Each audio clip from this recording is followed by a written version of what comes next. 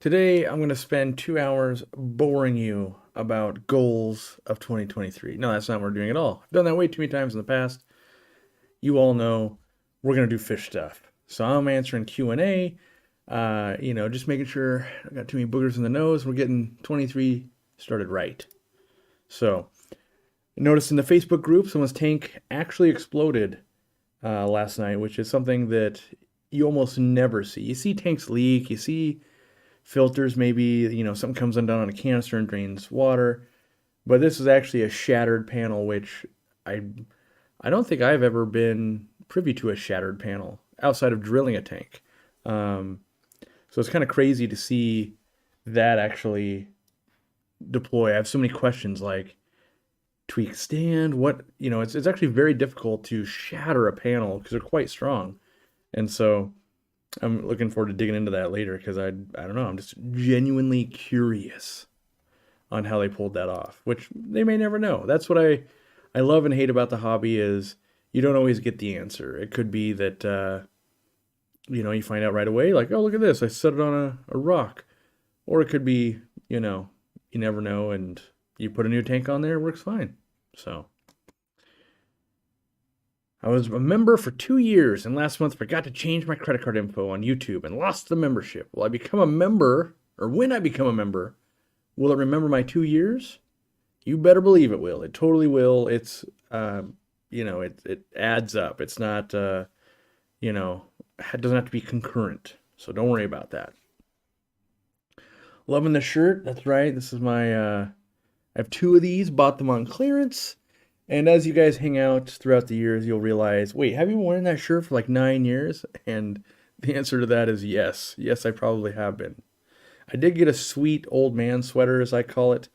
So maybe someday I'll grace you guys with that. But it's warm, and I get heated in these live streams. I don't know what it is. It's not nervousness, but for some reason, maybe it's just talking. My body temperature goes up a few degrees just from being live. I spent yesterday cleaning a bunch of tanks and the fish room in general. Um, I'm trying to get it to a point I want to play with again, and we're getting there. I set up I didn't fully set up. I worked on the cardinal shrimp tank and found duckweeds back in it. We didn't get it all with the first goldfish, so delayed, but, better to find it now than after the shrimp are in there, and then much harder to fix without losing shrimps. Got to catch them all out. I'd have to have another setup, and that's kind of, one of those things that's difficult in the hobby. When you make a setup and you change parameters for the fish or the animal, you don't have a lot of options. And, these guys, they want to be hot. They want a lot of minerals in the water, and they want a really well-seated tank and all of these things.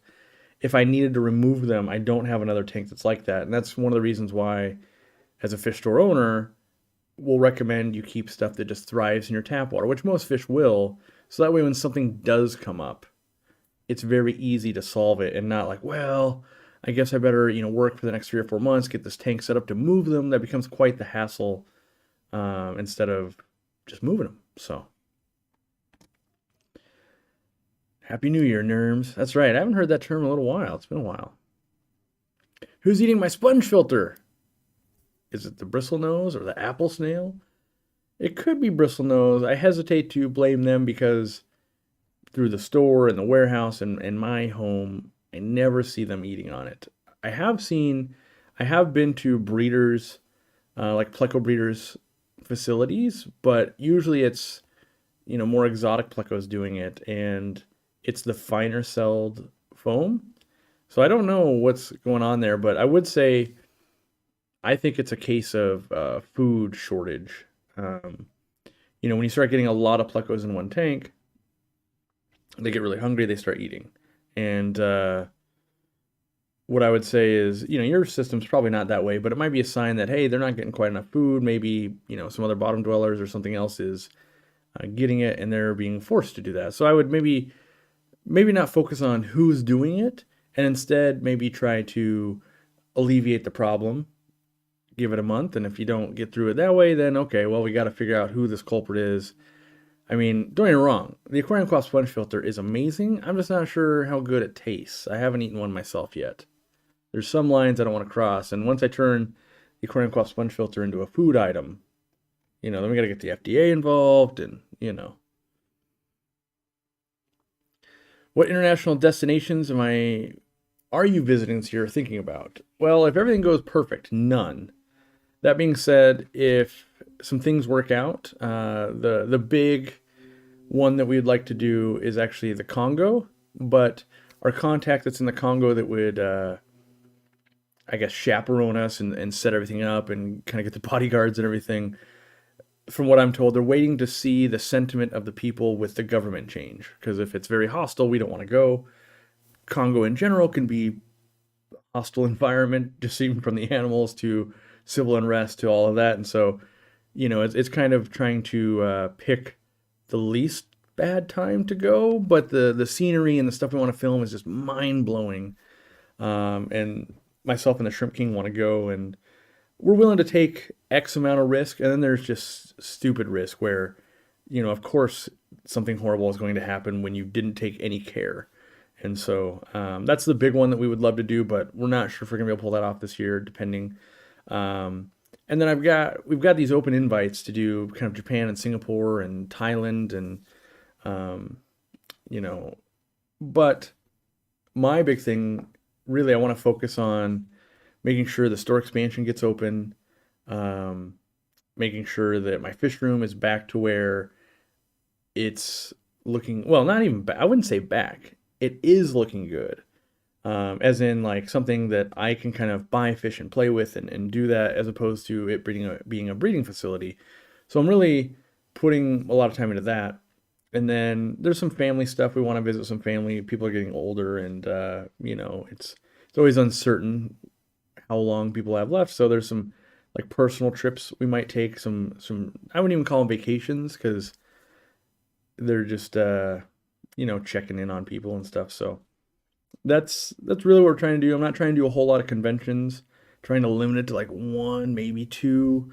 I do want to go to more club meetings. I do want to visit some more stores, like just this week actually, the Steenfot Aquatics and I are gonna drive 4 hours and go to the Wet Spot and another store called World of Wet Pets, and maybe another store too, and just get back to kind of being in the hobby instead of working and my career being the hobby. So those are what I'm trying to do this year. I want to read a bunch more books too, mostly on business, which doesn't really help the hobby, but want to find the time. I gotta try and collect some new rarely seen Congo tetra species if I go to the Congo. I don't know. I don't know. So the problem with collecting, if you haven't been to one of these areas, you kind of have to pick what you're gonna do. Are you gonna like film and photograph them and do like a rad story and really bring something back to show you guys, or are you gonna get in there and scare all the fish and be catching them and hoping and doing that? And a lot of times what happens is you're on an expedition with a bunch of other people and they want to catch fish and take them home. That makes it way more difficult to, kind of film them in their, without them being spooked in the natural habitat and the water being all mucked up. And so what Chris and I would be looking to do is more of the filming and capturing of video and everything and pictures and documenting. Now, if there's something truly mind-blowing at the end of that, yes, we would like to, potentially bring some home if we have people to help us do that. We'd be going to different countries, who's got export permits, and what does all that mean? But in general, I'm mostly interested in just observing nature and looking at it and not so much bringing it back home unless it's something truly special. And or I have an affinity for, like, if all of a sudden I have a school of Congo tetras in front of me, and we've got people to export them and they've got great coloration or something like that, then sure, maybe I would try. But my main focus is actually going to document and learn. That's what big part of what I go is learn for me, so I can, when I am talking to you guys, I'm more educated than I was previously, because you guys ask me questions all the time. I give you the answers that I know to be true at the time, but over the years, you learn more. And oh yeah, I learned a great fact. I think someone in the Facebook group taught me this. And I researched it. And it kind of blew my mind because here I am like 20 years into the hobby. I didn't know this. Nitrifying bacteria don't consume oxygen unless they're converting like ammonia and nitrite. And so what that means, like, wow, that's crazy, is that they live in stasis. And we kind of know that, right? We go, okay, well, yeah, they can be dormant and they're in a bottle on a shelf. But the reality is they can go crazy long periods of time because they don't have an oxygen requirement unless they're processing. And so this kind of opens up the world of understanding a lot more for me of like, so that's why if I have a fish tank that's running and I catch out all the fish and I don't do anything with it for a year, and then I throw fish into it, it's like I never took the fish out. The bacteria is still like physically there. It's just dormant and it comes right back up to speed really quickly. And so in the studies I was reading and stuff like that, short of letting it freeze to death where the cells explode or get way too hot, the bacteria that's used in aquariums is very stable and can be very hardy. Whereas some of the other bacteria like used in septic system stuff, different types of bacteria, I think, what do they call it, nitromonas or something like that, it is not as hardy. So I found that I'm always almost a little taken aback when I learn something that I feel like that's a huge piece of this puzzle that I didn't learn until 20 years in. And that's how I know that if you're 2 years in, there's still so many unanswered questions because I still learn stuff every day. So I thought that was cool. How cold is too cold for bacteria? Technically, it would be when it freezes. So, that like if I'm trying to think of something that you maybe have frozen where it'll actually change. It'll explode. Think of it like a water bottle. If you put a water bottle in the freezer and it's full, it'll expand and look all weird. That's what the cells do on something that you freeze that's full of water, right? So if you think of like a bacteria and it's full of water, when you freeze it expands and just kind of blows up. And we don't really have a way to be like, well, we'll just half fill that bacteria before we freeze it. And so I would say as long as it doesn't freeze, it just gets very sluggish and slow. And yeah, so there's good things to learn. Realistically, what's the minimum amount of neon tetras kept together? I would say 6 to 8 if in a small aquarium. The bigger aquarium you go, the more I think that minimum kind of expands. You basically just don't want them to kind of get lost from each other. And so, if you've got a 5 or 10 gallon, maybe 6, 8. If you've got a 180 gallon, like, well, maybe 50 or 60, it starts really making more sense. Let's see here. It says a lot for the bacteria in a bottle thing. It does. I will say in my research, though, that there are not a lot, I shouldn't say a lot, because I don't know that to be true. There are different bacteria that get bottled, and not every manufacturer would use the correct bacteria. So, like the ones that I believe so far would be like Dr. Tim's and Fritz's. And I believe Stability because I've used that also. The other ones I'm skeptical of. Like I think the Tetra one I didn't really have good success with. And then I remember like way back when I first began, you could get bacteria in a powder. I'm skeptical of that one because I believe it could be bacteria. I just have no idea if it's the right bacteria for our aquarium. So I would see these in a new light and want to test more, I guess. And I'd be interested to see like the liquid gravel vac type products. Is that just the bacteria meant for like septic systems and stuff? Or is it the kind that meant to establish? Because that happens a lot in the hobby where, why make 2 different products when we can just put different labels on them, right? And so, yeah, I'd be interested to know. I'm just not that nerdy. I don't know. I need papers to read to, kind of get my own little fish tank science going, fish room science. I caught a live stream just while doing the Dark Moon Fair dailies. I will say that's kind of one thing I don't miss is World of Warcraft daily. Gotta grind them out.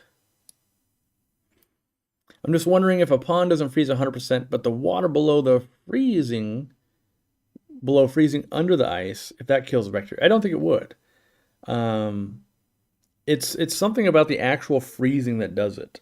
And so as long as, I mean, what from what I know, and again, this is fish room science, the bacteria goes dormant in ponds and when it's really cold. It's not that you don't have it, it's that it goes dormant and it runs way less efficiently. So I would imagine if there's 2 inches of ice across the whole pond, the bacteria is so slow and it's so dormant that if you were feeding and doing things like that, it won't process the ammonia. Now, that being said, I don't believe it's going to die either. So I think once it warms up and now we're at, it's 60 degrees or something like that, it's biologically more active and it can start processing that ammonia. And that's typically how we handle ponds of like, yeah, when you're coming back out, slow and steady. When you're going into it, cut it off early. And yeah, a lot of my teaching, or not teaching, but understanding is from firsthand experience. I try to really experience things, even if it's contrary to what science says. And that's how, Easy Green got made and other things of like, I get it, this is impossible, but everything's impossible until science figures something out, right? And then we go, oh yeah, that's how that works, duh. So, I think there's a lot of unexplored territory when it comes to kind of water and ocean and aquariums and stuff. There's still years where we're finding new species of stuff in the ocean and estimates of how much we don't know. And even in freshwater fish, we're finding stuff every year of like, hey, who knew this thing was here, even though it was in our backyard.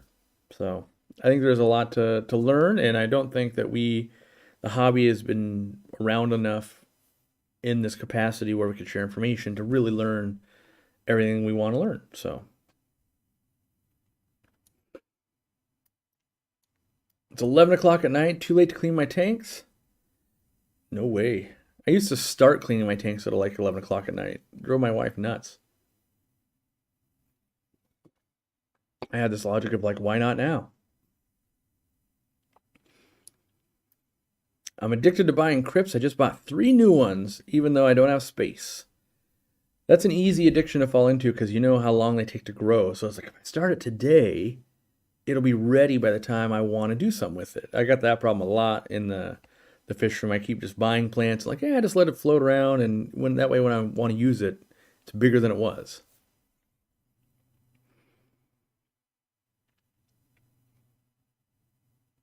Remember, enzymes have an optimum temp and pH. When taking this into account, it makes you wonder if bacteria should be kept at certain temps and pH. Yeah, I mean, I don't know. I haven't done the testing on that, but from the studies I've read about beneficial bacteria in an aquarium, in optimal conditions, they can replicate every 16 hours. In poor conditions, more like every 3 days.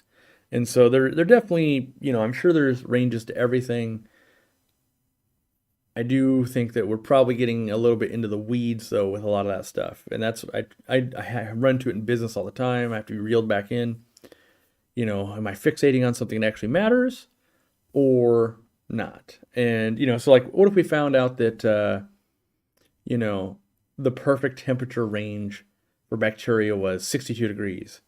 Great to know, except for our tropical fish hobby, it wouldn't really matter because we're not going to force our fish to be down there. So that's easy to kind of get sidetracked and be like, it'd be nice to know, okay, it's super efficient for pond fish and goldfish and stuff, but, when we're not going to really change the temps that we keep our fish at. Now, if we really learned that, at 80, it's twice as effective as 78, that'd be something. I just don't think that I don't think that's going to be the case for us. Happy New Year from Alexander Engelhart. You and Bob are going to drive right past me, not stopping by to lose a game of ping pong. I don't think I've played ping pong since we played ping pong. I bet you find that hard to believe, but that Aquashella is probably the last time I played ping pong. And not because I don't want to. It's just, life's been a whirlwind. What's a good suggestion to upgrade my stock tank lid? Oh, I was thinking like a stock tank, like a horse trough. No. Upgrade my stock tank, right? It's like a kit. Lid light that's fluorescent to LED using the same hood. There are some conversion kits. I don't know if they're really prevalent in the US yet. Sarah makes some, Tetra makes some, but I know they sell them overseas. And so if it was me, I would first look at like lighting.com or something because there's usually retrofit things for like store lighting and stuff. So I would look there. It wouldn't be quite the right spectrum and everything, but I know that I was looking into that probably 10 years ago. And so that's one spot I would look. And then the next thing I would look for would be just a light that would fit inside of it. So you keep the look. I just got blurry. Yeah, it's probably the autofocus. Is it? Do it? I don't know. Or lag, one of the two. Sometimes, actually in real life, sometimes I just go blurry. It's a little weird. I bought a snail eating snail, but it hasn't moved in 2 days. Should I be worried? Yeah, a little bit. Maybe give them a little rotation or what. Like I kind of had that happen with my snails, and I think I lost one, so that's not great. And they didn't seem super active, and so um, I added some more crushed coral, and I gravel vacked a little bit. I put a little bit extra food with calcium in there. That's my main strategy. If something seems off, I first start by testing water and then trying to improve all of the things I know they like. From there, then after a week or so, I'll go, okay, now it's beyond my normal stuff. I really got to look into this. But usually that takes care of it. So if you had a snail that wasn't doing so well, a little bit of crushed coral, maybe a wonder shell, maybe some food with some calcium in there, making sure that the pH, check the water parameters, make sure the pH hadn't crashed or something to begin with. And then, that'll cover most of it, I find. After that, look at fish, maybe picking on them or something like that, but I think you're okay. Let's see here. It's Mod City today.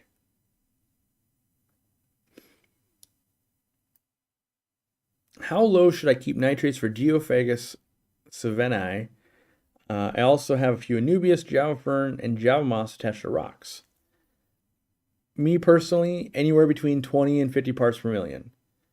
You keep it too much lower, the plants will suffer, right? I actually don't think too much higher fish will care either, but if you want to keep the internet pitchforks off your back, it's a lot easier to be like, my nitrates are 30, and then people are like, how dare you, you should change water. But if you tell them they're 80, now you're a fish abuser.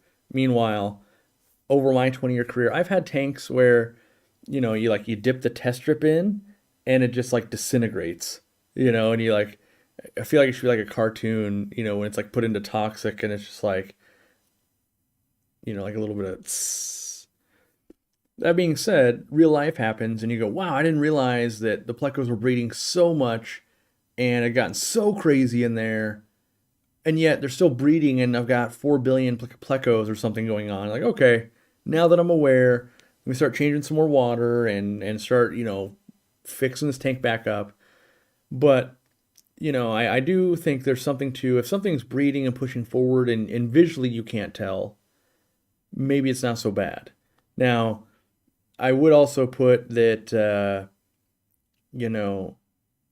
I could have been right on the knife's edge of disaster. And so that's really all I'm trying to avoid is, do I think if I don't do anything for the next week, is this tank going to crash? And if the answer is yes, I have to do something. If the answer is no, I'll get to it. And as long as you're honest with yourself, that's always served me pretty well. You can't know what you don't know, and you use all the knowledge you have. And so like I knew one of my FX6s on the 800 gallon was plugged up. The intake was plugged and it had been sucking up duckweed and it had been like 10 days. And I'm like, okay, it's still like, it was still trickling through. So I'm like, okay, it's still kind of working. But next time in the fish room, which was yesterday, doing a lot of work, getting, soaking wet, I'll clean it then. I did. It takes 35 minutes and now it's working. But if that thing had been shut off all the way, like, oof, no water's going through it, that becomes a new thing of like, I have to do that today. And but while I'm there, so I do that one, and I did the intake on the other one. I cleaned up some algae. I scraped the glass. I try to get into it when I'm into it. So that doesn't make sense. Like by the time I'm getting my hands wet in a tank, let's go ahead and do it all. That's my thinking, I guess. Who do we contact for checkout issues? If you just shoot a quick email to our customer service, we will definitely look into it for you. The best things you can do if you encounter a problem with our website is let us know what were you trying to do, what device you're using. Is it a laptop?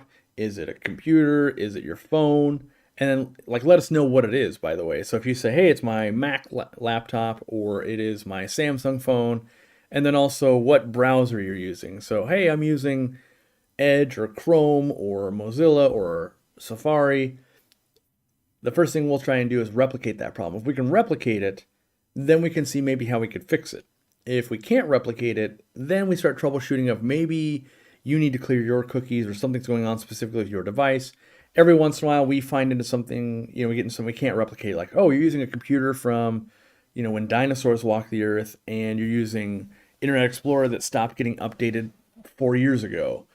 Okay, well, the answer here is we can't replicate that, and we don't optimize for that because you're part of the fraction of a percent.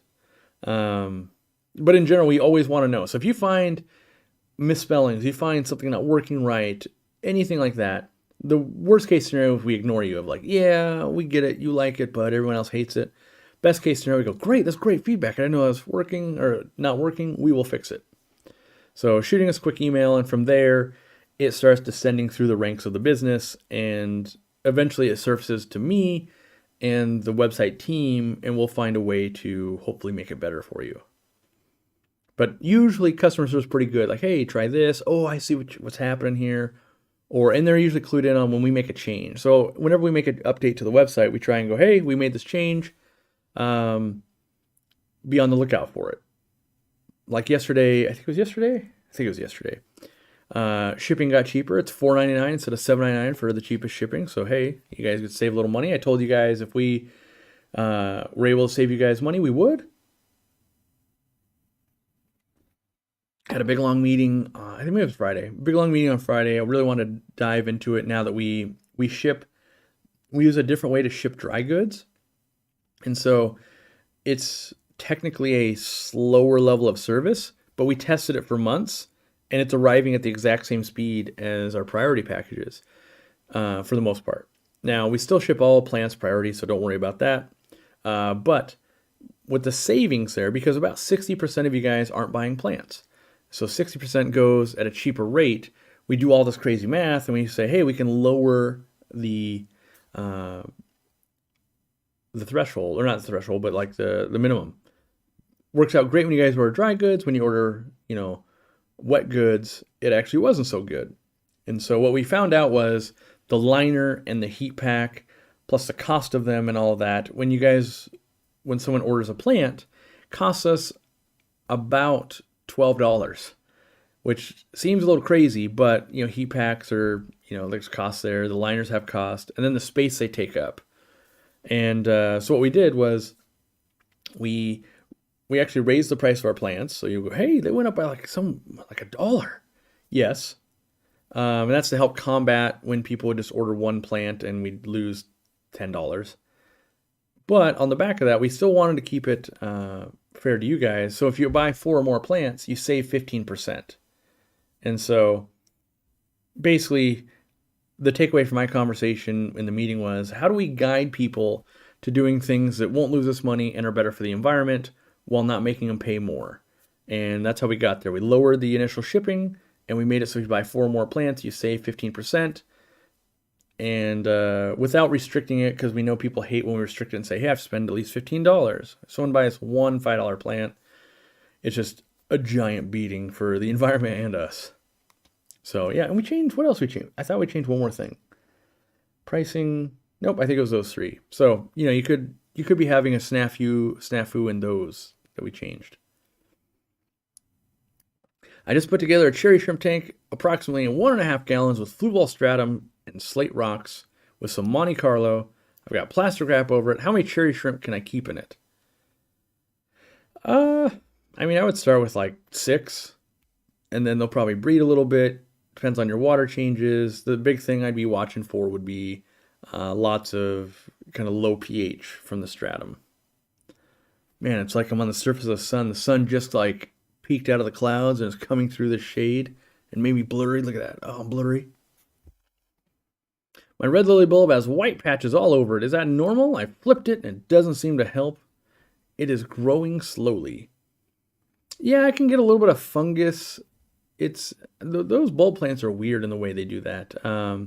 If it doesn't have a bunch of roots in the gravel yet, you can take it out, and I take kind of hot, warm water and just like hold it, not the leaves, and just kind of rub it, and sometimes that'll kill it off for me.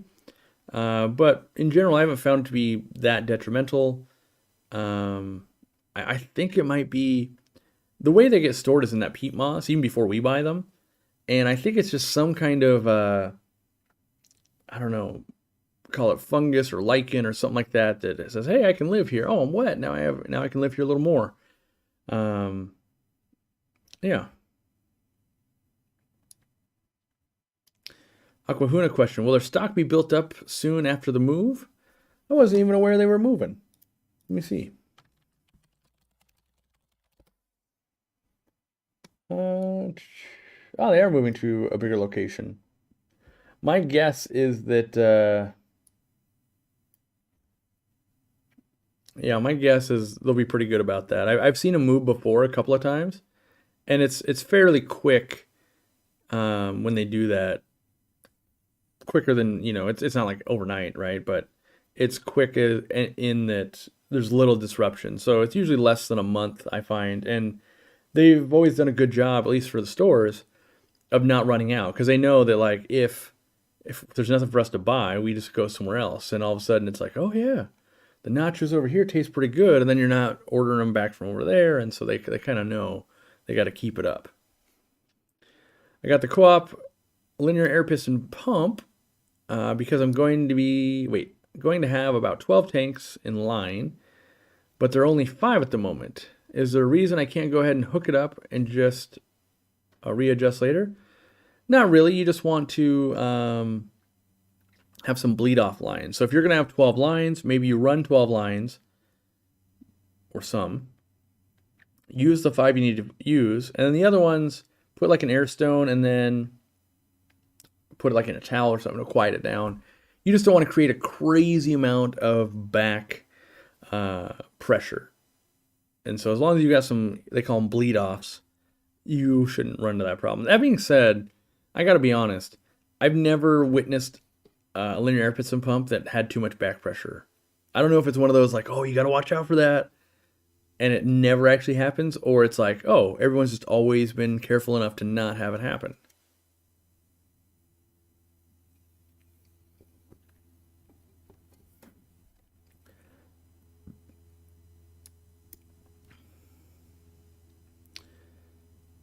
Do I have the field guide to fishes of Amazon, Orinoco, and the Guinea? How do you say that? New Guinea? Like Guinea? Guyana? I'm not sure. Such a fun book to read. No, I find that I don't really dig into fish books that often. And it's mostly because I need to do it outside of work. And so, don't know.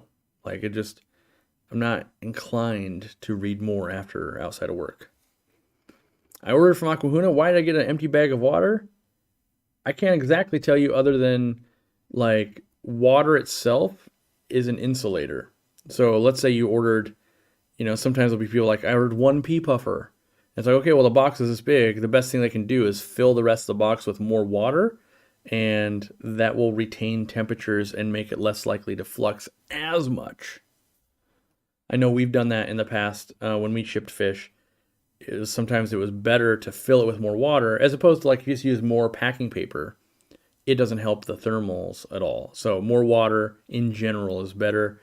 And I guess that's a tip for you guys. If you're ordering fish anywhere, the more fish you order, as long as they're putting it in the same box, the more stable the temperatures are going to be. It's the same reason why the fish room and that kind of stuff, power goes out, holds temperature for a long time, that water really holds temps. So, if you're on the edge of like, should I or shouldn't I, you could email them, go, hey, will this be in the same box? Or, just go ahead and order that extra thing, hoping it'll be in the same box anyway. Like I know for us, we shipped with certain sizes, so it wasn't always more in the same box. When I test my nitrates, I get 30 to 50 parts per million from my fish. Should I still add Easy Green? No, probably not. I mean, the answer is if the nitrates are that high at 50 and it's only from fish food, in my mind, that leads to we're not quite doing enough maintenance. And so I would say, let's work on getting that maintenance better. Maybe you do a 50% water change or something and you gravel vac or you clean the filters and you kind of get that thing to be more in a healthy range. Then you start adding Easy Green. And the thing to remember, like with plants, let's say you've got 50 parts per million nitrates. You could have 0 on everything else. The plants aren't going to grow. But, we do get a little leery when it's like, well, you start adding tons of nitrates on there. I'm not so afraid of nitrates as I am the process of getting to 50 parts per million nitrates with fish only while you have plants usually shows the system isn't well adapted and tuned for what you're trying to do. And so I would say put some focus back on making some adjustments and getting that kind of, okay, it's in a more normal zone before we start adding things back in. So kind of working with what you got, then adding to.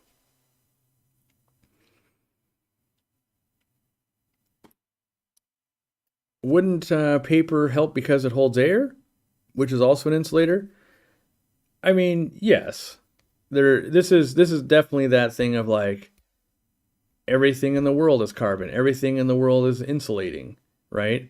But for the sake of argument, if I build a box as big as this room and I put a bag this big in it and I fill the rest with paper, that bag is going to pop as the box moves and it slams against another side. So, but water being, I would argue that water is going to be the same price as paper because paper is kind of stupid expensive when it comes to packing paper.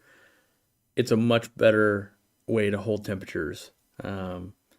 Especially if the bag leaks and the paper starts getting wet and there's other things to be worried about. Let's see here.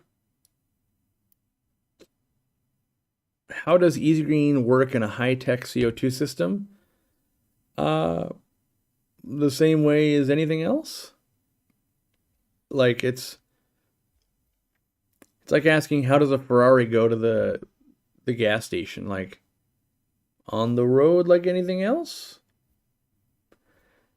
Plants want CO2 and they want nutrients. Your aquarium already has all of that. You could technically, in a perfect world, never add anything to an aquarium. You'd have it. But in the realistic application, you probably won't have the perfect ratios of everything. And so that's where we kind of come in and we go, oh, let's put in extra CO2. Let's put in extra fertilizers. Let's have more plants. Let's have more of this. And when you're injecting CO2, that almost has nothing to do with Easy Green, right? Because if you were feeding the perfect mixes of foods and your tap water or well water had the perfect amount of nutrients, you might not ever need Easy Green. And just the CO2, like maybe you didn't have enough CO2. You could also have plenty of CO2. So it's kind of like saying how if a plant needs 5 building blocks, how does one of the 5 building blocks work in relation to the other 4? And the answer is they just work. That's just what it needs. So if I need a piece of bread, some mayonnaise, cheese, meat, and chips to make a sandwich, if you go, well, okay, if chips are CO2, how does that work in relation to the other 4 ingredients? And it's like, well, you just put them together and they work. Like, well, what if you have no chips? Like, then you have a sandwich with no chips, really. What if you have no mayonnaise? Like, it's going to be dry, yeah, and it might not taste good. Our goal is to have a little bit of all of them and not run out, right? So if you lived off sandwiches and in your house, your only goal is don't run out of these 5 ingredients, you'll always have a sandwich. When you run out of one or the other, you start getting off balance of like, it's just cheese. Like, it's still edible, but it's rough. Oh, there's no mayonnaise. You start missing too many. Like, I've got no cheese and no bread. Now you're just like, okay, I've got meat and some mayonnaise and some chips. So with Easy Green, it's no different than anything else. Whether it's Easy Green, Tropica, Dennerlay, Seachem, fish poop, other nutrients, it's mostly the mix, right? If you guys watched the video, which almost nobody did, so that's always great. We're just the cake mix, and the CO2 in that example, that would be, the eggs or something. It's just like, yep, it's a building block, you need it, and they work together. What do I do to make my water softener water ideal for aquarium use for rainbow fish or shrimp? Well, I would test it, and water softener water doesn't necessarily alter the water parameters. Sometimes it's just adding salt. There's a few processes you can do in which soften the water, but test the water and then make adjustments. But I would tell you, like, just do nothing. Like, if I could have one answer to everything, I would just be like, just don't do anything. Nature will figure it out. That's the easiest thing. Far more, in my opinion, far more people do damage than good to fish by trying to optimize, because they're optimizing for something that we haven't even established is the correct thing yet. So we could get 15 different books on what's the correct hardness and water temperatures for rainbow fish, for instance. And it's like, okay, well, what time of year? Because it changes throughout, like pseudomogills go down into the 50s in the wild. Yet every book we're going to see is going to say 78 degrees, right? So I would say that, just do nothing and see if it works. And if it doesn't work, make sure that it's actually the water that's the problem. Because I've had people do that where it's like, it's got to be the water softener. It's like, and you finally see their aquarium and you're just like, no, it's definitely not that. You have 9 filters going. You have this tornado of stuff. You've got every chemical you've ever seen in the aquarium. In general, though, put your faith in nature. It will compensate. Animals and nature and stuff are so adaptive that short of, really shocking something, it will just overcome. I wonder if I can fix that auto. What is the name of this? That auto. Turn autofocus off. We'll hope that. Am I more in focus? Let's see. I'm changing focus now.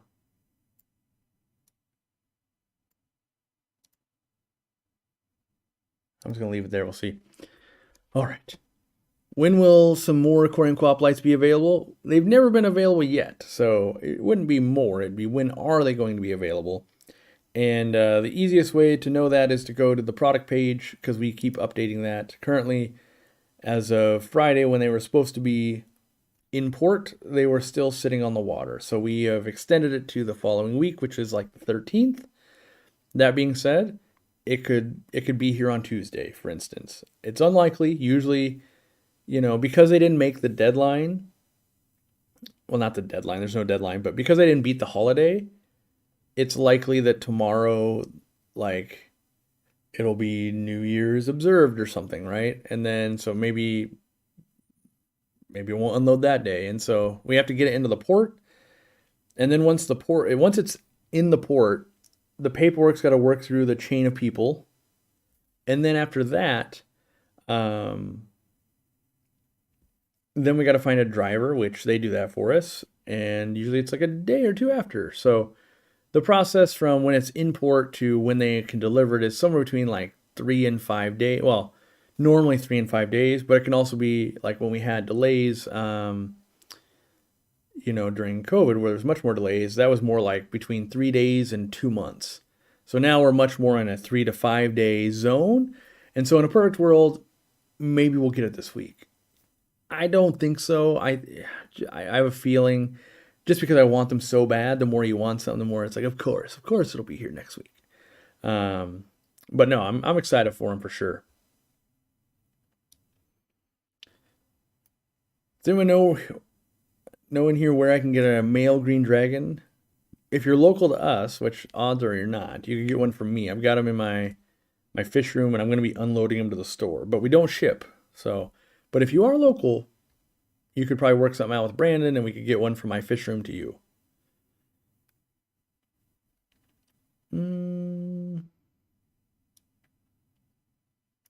Last time I did nothing. All the convict fry in my South American cichlid tank survived. Truly tired of winning. Yeah, I mean, convicts, they're definitely like an example of beating all the odds. But there's a lot of fish that will do that too. It's not just them.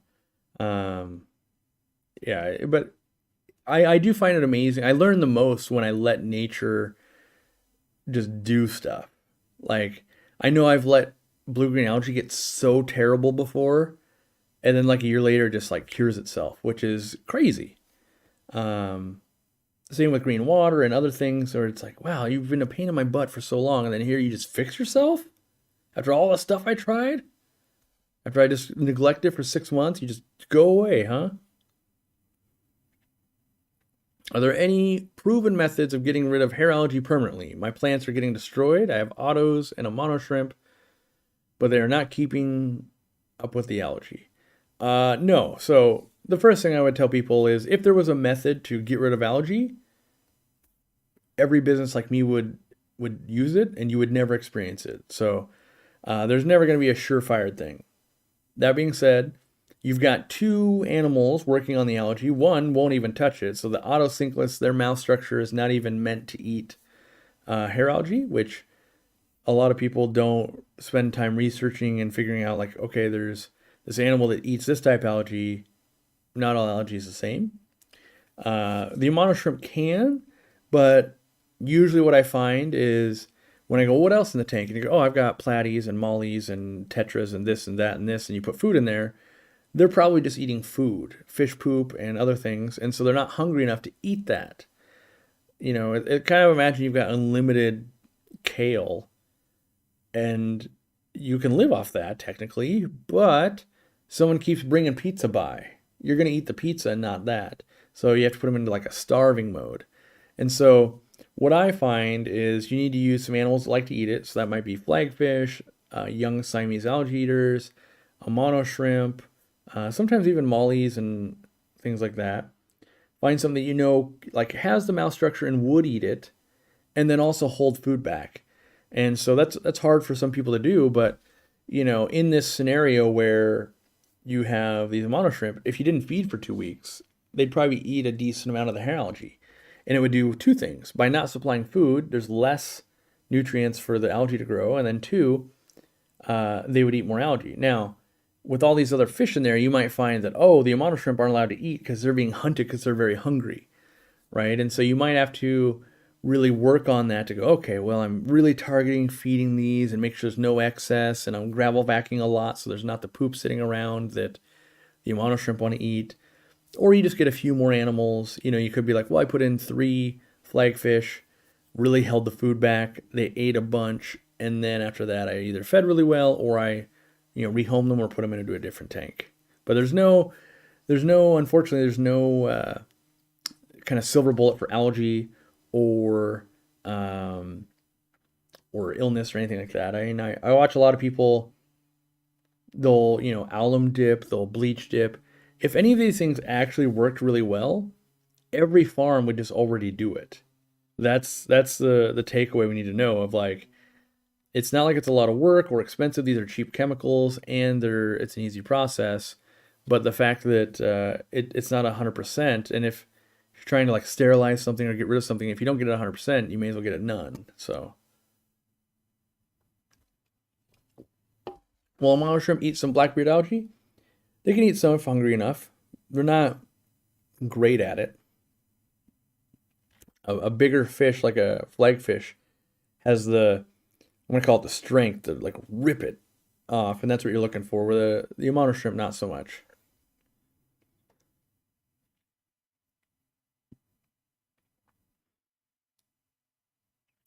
You're in Seattle, so you should ship. Maybe to locations that could be reached in a day only. As a fellow Washingtonian, I'd be ordering from you, but I won't step foot in Seattle any longer. Well, I'm not in Seattle, so we're in Edmonds, Washington, and we're just shipping fish. The problem is people don't understand scale. So like 5 or 6 years ago, last time we sold fish, it sells out like overnight. And so people they have this like idea in their mind of like, yeah, it'd be great. I'd click a button, I'd spend no more money, and these things would arrive perfect at my house. The reality is it would cost a lot more money from the shipping and the packaging and the time. And the minute we put stuff online, it sells out instantly. And then you're just angry, like, you never have anything for sale. I went to the store, wasn't there either. It's a darned if we do, darned if we don't situation. And already people are angry if we sell out too fast in the store, and so we have got this problem where we get crushed by our own popularity. And I would argue and advocate it's easier to get your own local store to be ordering in and doing a better job than it will be for us to successfully get like live animals to your doorstep cheap enough time and time and time again. Plus, I also, I would love to see more local stores just doing better. And one of the ways they do better is when they have more sales. The more money that's around in that local business, the more they can do. And so we keep investing in that. We're trying to get more and more stores carrying our products. And, our job is to make a good product and advertise it and make sure people know about it. And almost no other, I guess, wholesaler, I guess we are now, is doing that, right? So if I buy products from a wholesaler, because we still have to buy some, they haven't advertised that product ever in my career, ever. Like they put all of it on the manufacturer, right? So if I manufacture, let me do the example here. If I'm manufacturing these skateboards as Aquarium Co-op, and I go, hey, I made a skateboard. As the manufacturer, it's my job to make sure that the public wants to buy it. The problem is the manufacturers go, hey, we'll just sell it to stores, let them do it. So they're not advertising at all. And then the wholesalers, they make money and they go, well, we'll buy 100 of those from you, Corey. And they give me my money and they do no advertising. So now it's in a store and it's solely on them to go, hey, you see this thing you've never seen before and you don't know you need? You should buy it. And that's hard to do because you're only as good as your salesmen or women that you have on staff. Where what we do is, yes, we manufacture it, and then we make videos and we advertise and we do all of these things that we can so that it's a refreshing experience for the stores. They're not used to people just come in and buy it. And they're like shocked that this would be, it's like, yeah, we do a lot of marketing, not only for us to sell it, but for the stores to sell it too. And I would love to see more businesses start doing that. Like educate the customer about the product, make it a better product, work with them. Instead, it's very disconnected. And I just don't think the place to market to people anymore is like marketing for a product nowadays. Like I got it in Petco, that's the marketing. Like no, that's you sold it to a store and they're gonna sell it. That doesn't market the product. That just puts it there. And then putting it on sale is another marketing tactic. We'll put it on sale. That'll sell it. Like that will sell it, but it doesn't teach anybody about it. Like why? I ask myself this all the time when I'm looking at other people's products. Why did this product come to exist? Like what does it do that wasn't already happening, right? Is this just a Me Too product? Is there like, with us, I try to always, always, always, there's something different about it. Is it a longer cord? Is it a little more powerful? Are we making it a little bit cheaper? Is it doing an extra widget that it couldn't normally do? Like, what is it about it that this is different? And it gets really hard with air pumps or sponge filters or whatever when there's like, everyone and their mom has this on their product line, like airline tubing. It took us a while to make our own airline tubing, but I believe we have the best airline tubing. Now we went through that whole process. Thanks for your recent video on going out and shopping in person more often. Well, good. Me too. I'm trying to, practice what I preach and driving 4 hours to go to the fish store. Yep, and here we go. Let me turn super chats off. This is why I usually don't allow these because I've missed one and now someone wants me to answer it. I would like Turn those off. I understand. Turn those off.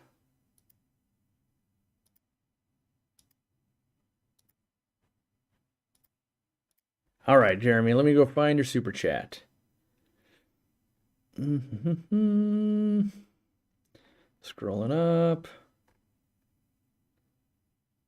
I'm setting up a 55-gallon Planet Angel tank. I've added 6 skirted tetras and 6 Buenos Aires tetras. I want to add 4 angels and 6 cherry barbs. 55-gallon, 6 skirts. Yeah, I mean, should be no problem at all. Obviously, well, I shouldn't say obviously, but with the angels, like a 1 male, 3 female ratio would work out really well. At the maximum size of these angels, those cherry barbs could be snacks if you like went away on vacation, wasn't feeding. And then the Buenos Aires tetras, they could be a little boisterous, so keep an eye on them, but probably will be okay. There's a big tetra, so when they're full grown, but should work. Everything is doable. That's the thing to remember. Everything is technically doable. It really, a lot of it will come down to how's the tank set up. Is there, lots of big tall things in there, or is it, just a bare bottom tank and everyone's got to look at each other? How bright is the aquarium? What are the temperatures? With angelfish, running them at more at like 72 degrees, they don't breed as often. They're much more laid back. Where if you run them at 78 to 80, they're always in breeding mode, and they're constantly like, we got to scope another spot to have more babies, and we got to fight everybody off, and we're got to be on guard. And so you can do things in your setup that will change the outcomes, and that'll change the perception for other people. Because people say, you'll run into this, like, I tried, that same setup didn't work, but they'll forget to say that it was a bare bottom tank and they were running the tank temperature 82 or whatever. Like, there's some other parameter we don't mention, and so often those are the minor details that matter. Is there an effective treatment for Colmenaris that is safe for inverts and plants? I've tried so many with no success. I would just use Miracin. I'm making sure that sometimes things are like so obvious in my brain. I'm like, am I transposing things here?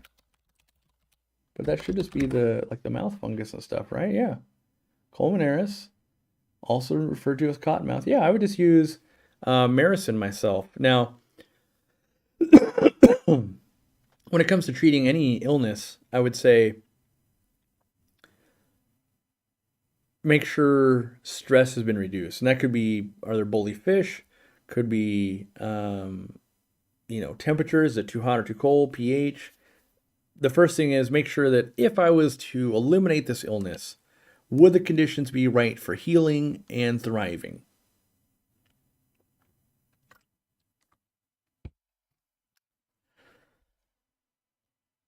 Yeah. I was reading this. Is there any other way to be a member in Aquarium Co-op channel? I live in Iraq, and unfortunately membership isn't available yet, and because of that, I'm losing too much from the community. I got to think on that. We have wanted to make our own kind of membership type thing on the website for exactly fans like you that are being limited by an arbitrary, YouTube neglecting it. Yeah, I don't know. All I can say is participate in the Facebook group if you can. Like, a lot of stuff goes on there, the forums, and then these videos. I haven't figured that part out yet. It is on the, I don't want to say roadmap, on the list of things to do of making everything hosted on our own website, because if YouTube went crazy tomorrow, we'd want a backup plan. We don't have a great backup plan yet, but it requires us to probably build something out for like 6 months to make a good working website version. And some updates have been rolling out. Like, you might have noticed, you stay logged in. So if you guys make an account, we spend a lot of time and energy making it so that once you log into our website, it'll keep you logged in for 6 months, because that annoyed me a lot. And so now that we have that functionality, it's going to be a little bit easier to start thinking about some of these kind of member type things we could do. And so, one of the things we want to work on, we know going forward, is if you're a member and you've synced up your account on the website, when you land at aquariumcoop.com, we want to show you the latest member videos and things like that right on the homepage for you to make it easy to find, because that's been one of the, I would say, gripes is how do I even find what's coming out and when the next talk is and things like that. So we want to try and make that an easier experience for people. And so, if we build that homepage, that's one step closer to going, okay, maybe we could, now that we could have those videos live behind you have to be logged in, we might be able to change the way we display them or upload them in another spot, and then allow people from around the world that can't be part of the program, they could become part of the program. That being said, it wouldn't quite be the same experience yet because of the live stream. Like, I don't know how I would get you active during that live stream, but you could watch the after. And that's still, part of solving problems a lot of times is like, well, let's solve half of it, and then we can work on solving the second half, because solving it all at once is too big to break down into actionable steps.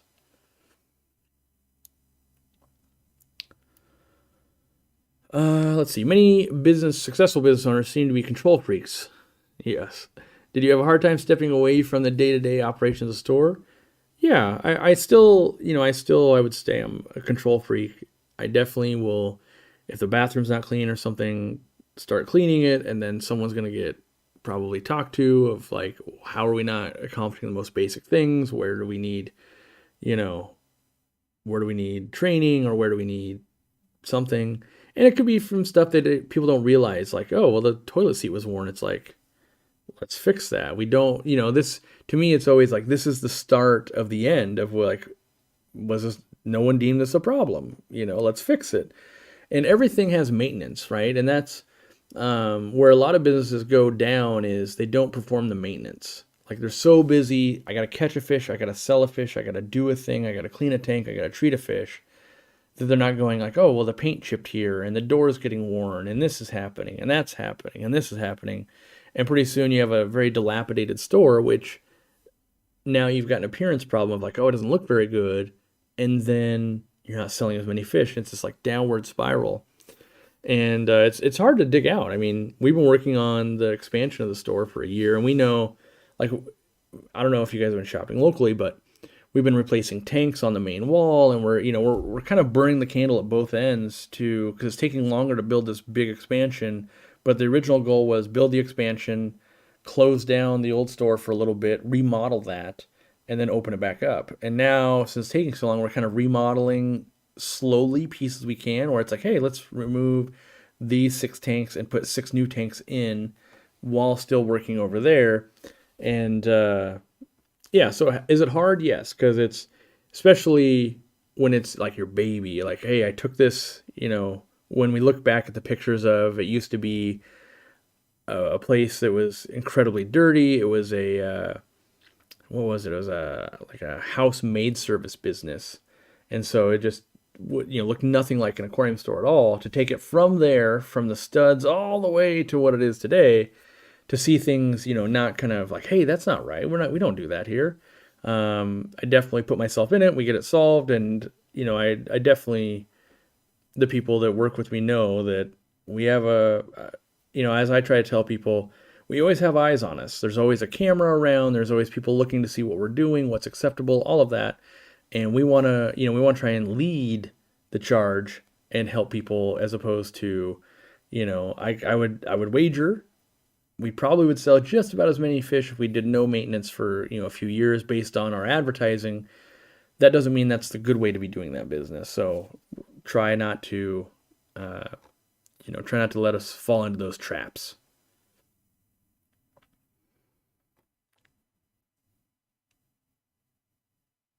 All right. What are those black totes you use that are called? They're called apple bins. In some of the older videos, we linked to where you could buy them, but the problem is people go like, well, they won't ship to me. Like, yeah, it's a local-ish company. These apple bins, like, farm and feed stores, and they're not cheap to ship around because they don't nest or anything. And so someone has to like be stocking them, and you have to find somewhere within like, oh, I gotta drive 4 hours to get there or something. And so I don't have an international, like, I reached out to them And I was like, hey, we could sell a lot of these things. They're like, yeah, we only sell them directly to our stores that buy them. They'd have to look locally. And I'm like, yeah, that doesn't solve the problem because we keep getting a question just like this. And so unfortunately, even though I tried to solve the problem, hasn't been solvable for us. So nothing I can do about that.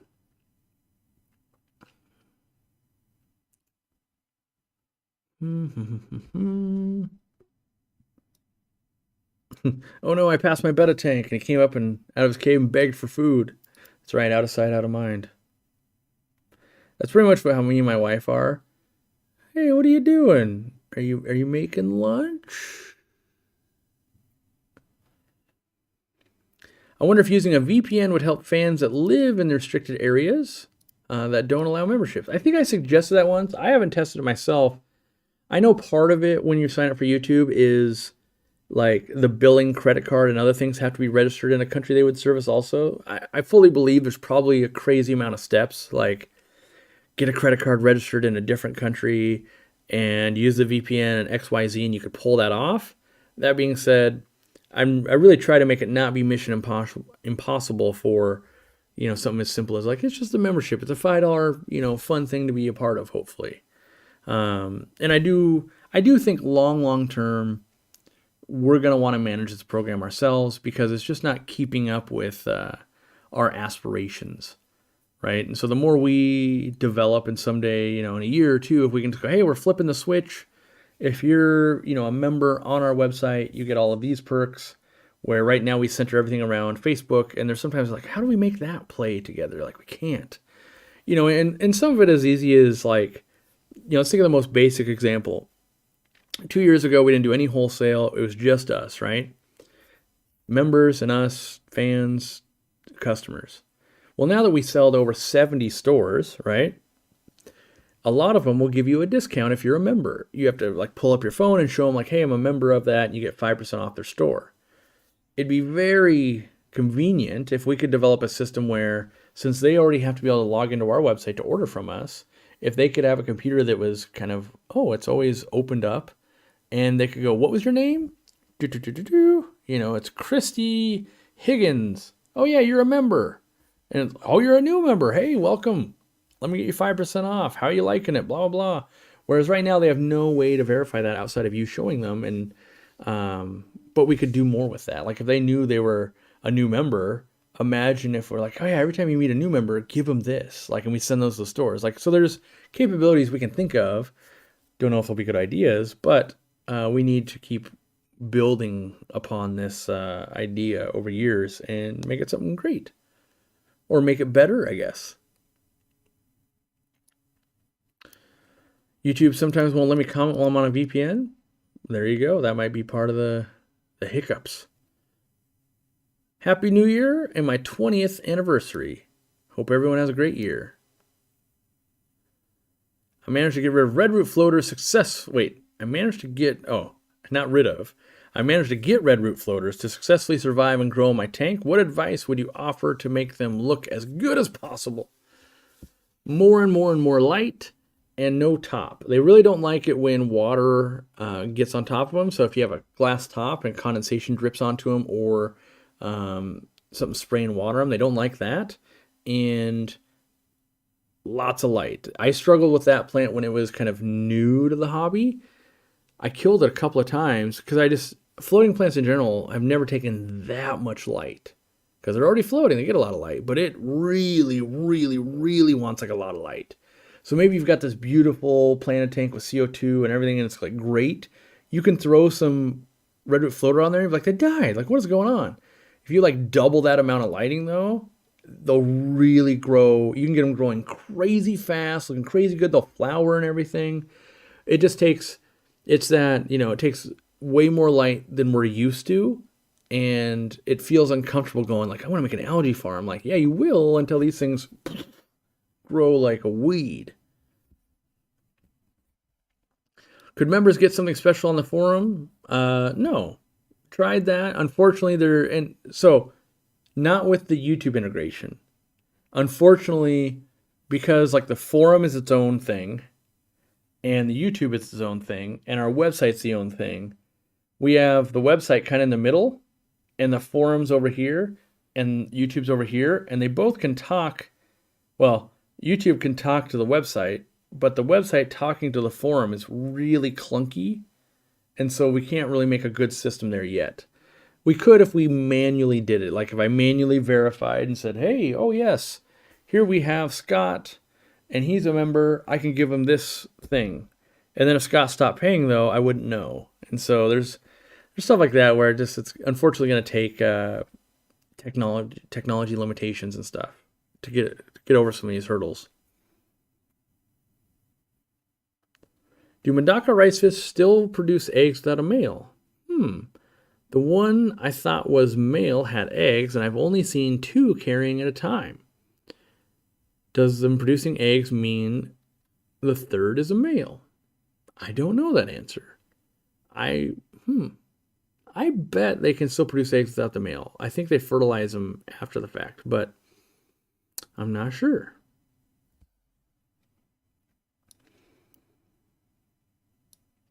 I really enjoy the layout of the Aquariumcoop website. Well, good for you to know that this year I will be totally ruining that experience for you and trying other things.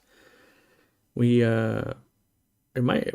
of it will go, the new homepage should go live this week, at least the first draft.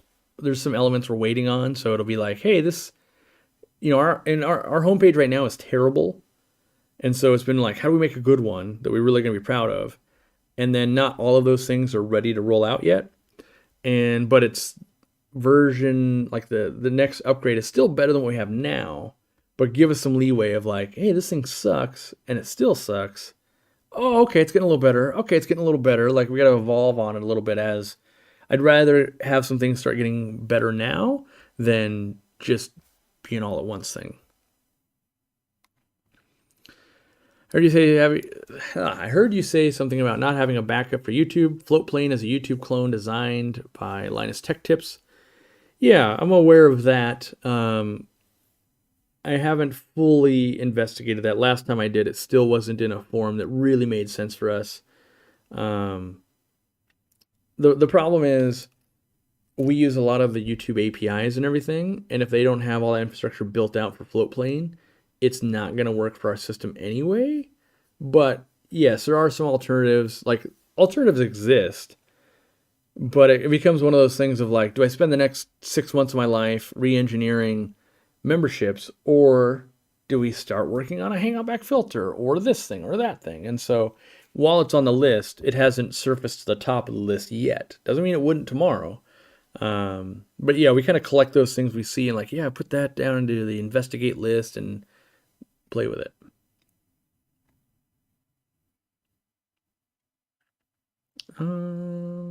Downside to using 2 pumps for one 55-gallon drum filter.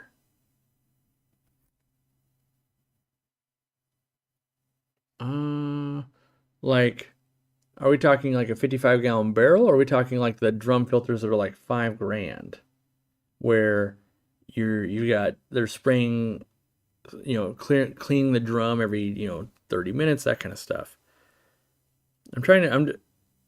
In my mind, I'm always like, why are we trying to make things harder?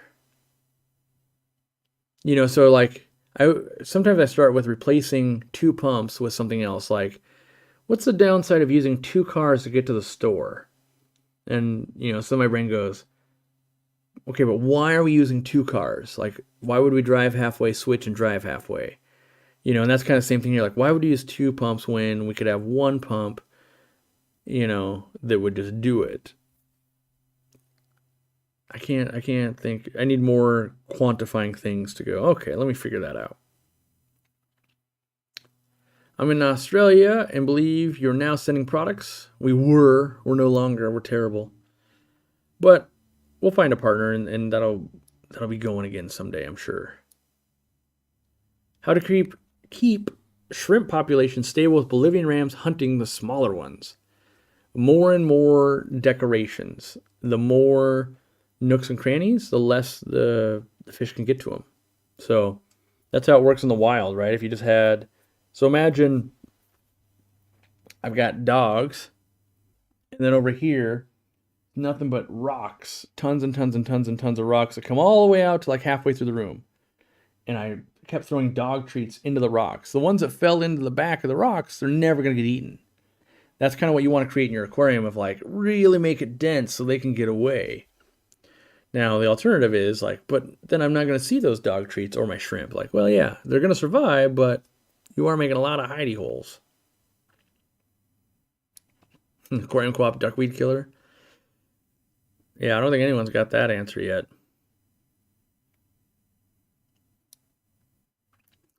I found the new sidebar bar for your orders and profile not to be as useful as the old version. For example, I can't find the tracking for my current order. I need to go to my email for that. It's there. So if you open, let's see if I can. No, it'll show too much personal information.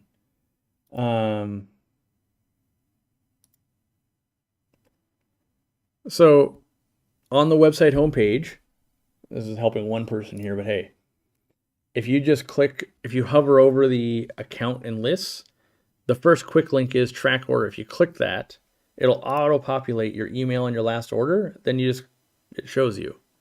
So I realize it's not on the left-hand side, but it's still very easy to get to. So it's, yeah. There's always kind of this, there's a friction whenever anything's changed. Like, hey, the thing's not a thing I've been using for 5 years. You got to reorient ourselves and go, oh yeah, it still kind of actually is in the same place. It just doesn't feel like that.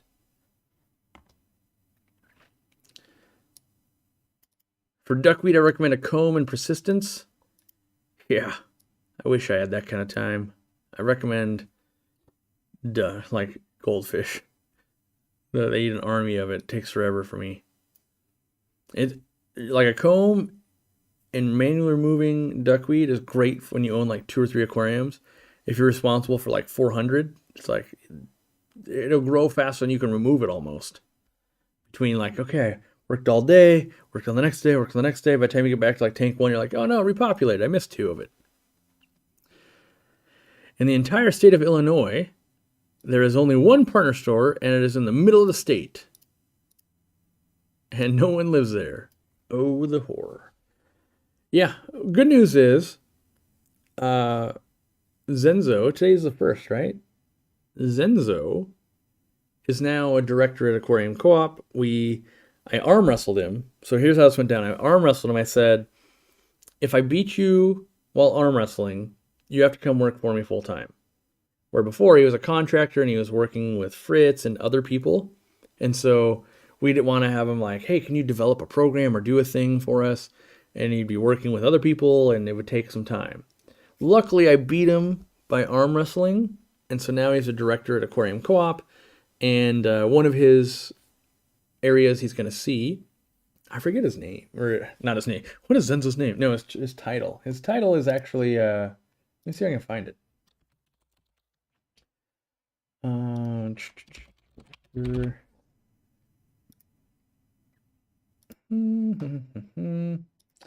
Yes, he is the Director of Marketing and Customer Engagement. And so one of his jobs will be expanding the retail partner program and analyzing areas that seem like it's needs more of Aquarium Co-op. And that would be a great example. Like, oh, okay, we basically want to, find a good partner, ideally, in every major populated area. And so he's going to work on California because he's, local to there. And then after that, we'll always work with people if they reach out to us. We're going to work with them as best we can, unless they're a store we don't believe in, and that maybe they're getting bad customer service reviews and things like that,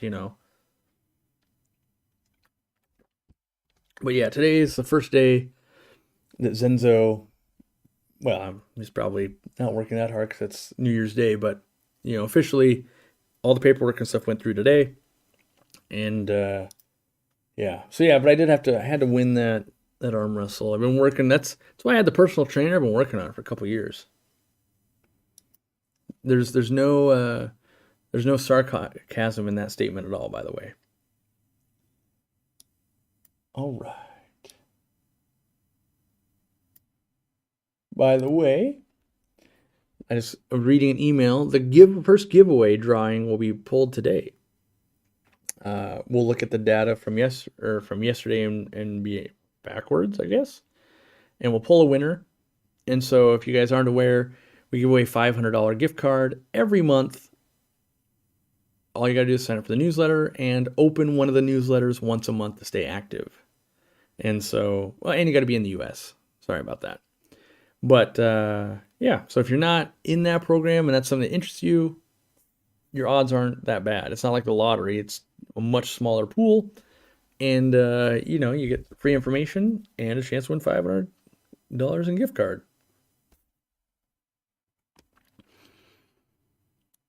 All right.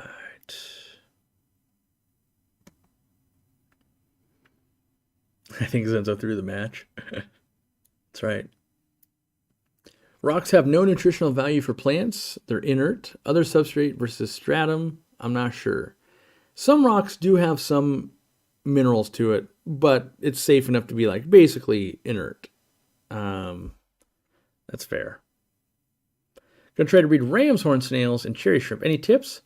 Lots of calcium, both in the water and in their food. So I like to use like the extreme shrimpy pellets, calcium in it, and then maybe some wonder shells. And I also use crushed coral. Make sure the pH doesn't dip on you.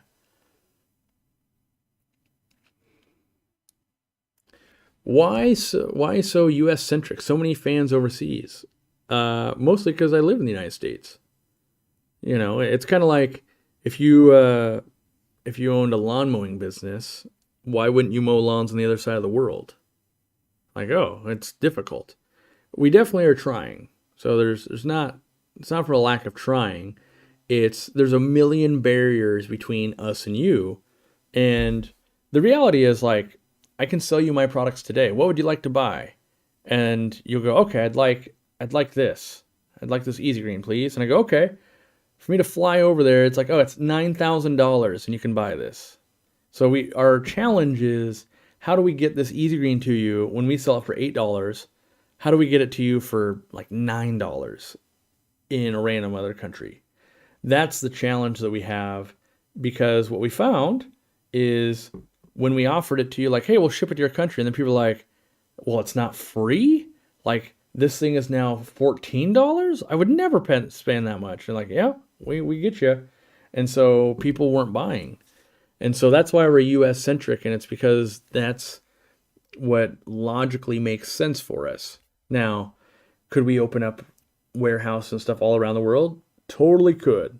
If I had like $100 more million, yes. But we don't. And so we're in this zone of like, we're doing pretty good, but we're not Nike.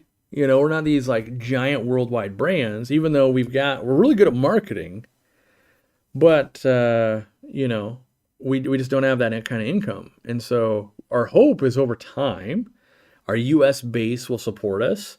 And now we've got a partner in Canada shipping to Canada, right? So now it's US and Canada supporting. We'll make enough money to start, maybe it's Mexico next, or maybe it's the UK next, or maybe it's Europe next, or maybe we don't know where exactly be next. But each one takes dedication and research and time like that. And we've tried, and there's always a new thing. I mean, the good news is like with our light, some of the baby steps we're putting into action. We've submitted it for a rating that is higher than UL rating for the US, and will also pass the Canada specifications, should pass Europe and that kind of stuff. And so even though I think the rating, so like just to submit, and it's got, so to put like a logo on here that says like, hey, it's this good, right? I think just the logo, or not the logo, but just the test you have to have each light tested. So like we have however many different sizes, I think it's 6. Like that process alone is like $13,000. And then every quarter, I think we have to pay a maintenance fee on that. And that's just for one product, right? So then it's like, oh, these 2 air pumps and that. So all the electronics bring another layer to it. And we definitely are doing things, right? We're doing things so that like we don't need that certification for the US. We need it for the world, right? And so we're forward thinking, but it's you know, not an easy thing when you don't have unlimited money. So the hope is that, you know, the fans and the customers and everything, you stay with us for the next 20 years, and the next 20 years we're going, of course we sell to the whole world and all of that, and it's great, and we're, you know, we're as big as Nike, that'd be amazing.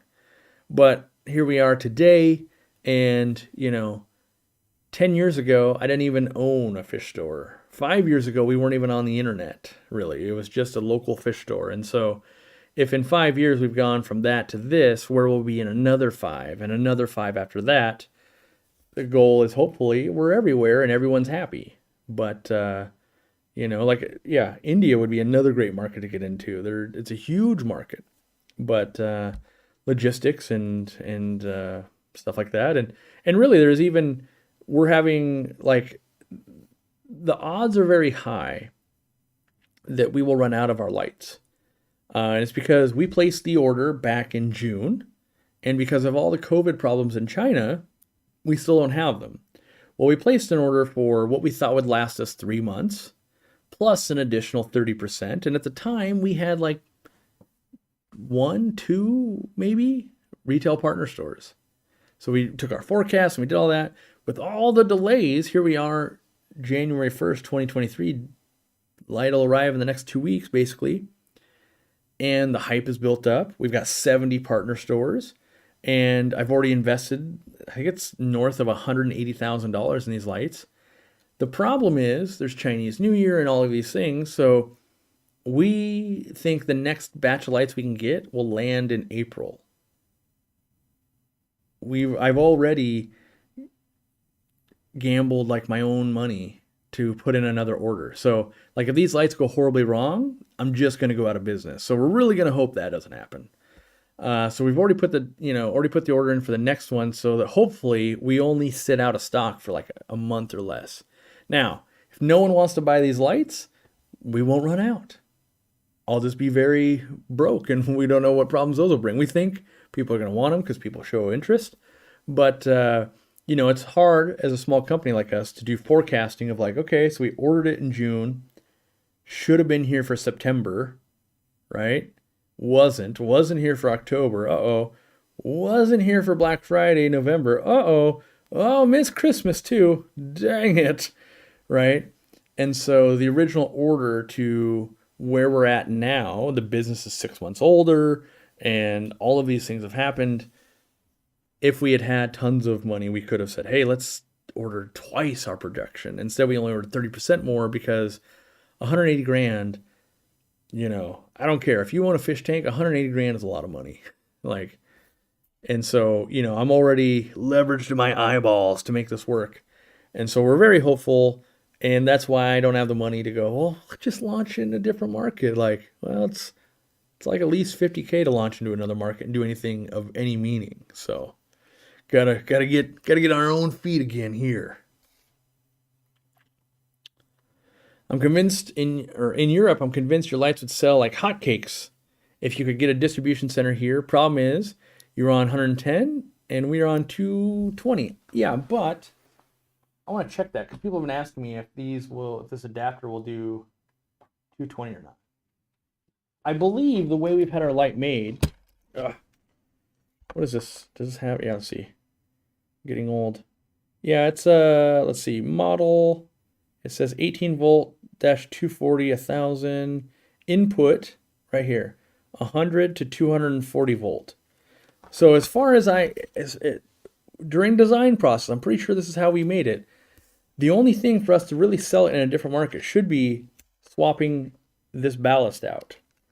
One of the reasons why we've designed it this way, in theory, we change the plug type and this thing will do it. Now that being said, we got to get through these first couple of speed bumps to begin with, and I don't want to go with a worldwide launch. So version 2, by the way, version 2, which is already going to kill sales, version 2 has already got a new tweak. I found a new option I want. And so it won't change, like the light will work the exact same way. It's just a slight little tweak I want. And then also we want to print different boxes and that kind of stuff. And so, what you're going to see is when we pass certification, we're going to put stickers on the box. We're going to be that company of like, oh, we passed certification. But I think on the third print run, they'll be built into the box. Because since we have to put the order in right now to hopefully not be out very long towards April, we're going to be putting stickers on for like half a year at least of like, yep, we passed it, we passed it, we passed it. And then that next run, it'll be baked into the box. So yeah, it'd actually be run 3 where the change, because this one right now won't have that minor change I want to make. Won't affect, how the light works at all, so don't worry. How far ahead is the hobby overseas compared to the US? Everything just seems so far ahead. I don't think it is ahead anymore. I think it's different. So, like, sometimes I don't know if conflate is the right word. We'll mix up between, oh, look at them, they're doing all these high-end aquascapes. That doesn't necessarily mean they're ahead. Like, we can do that in America as well. The difference is we're not putting value in it. So, like, we've had the ability to sell tissue cultures for the last 5 years, except that doesn't really work. Bigger is better in America. And so until people would put value in that, it's not that they're ahead. And I personally kind of prefer normal plants also. Yeah, I don't think they're really ahead anymore. I think their hobby is just different. Like, there's a lot of the hobby around the world that want heaters. Bigger is better. So they want 500, 800 watt, 2000 watt heaters.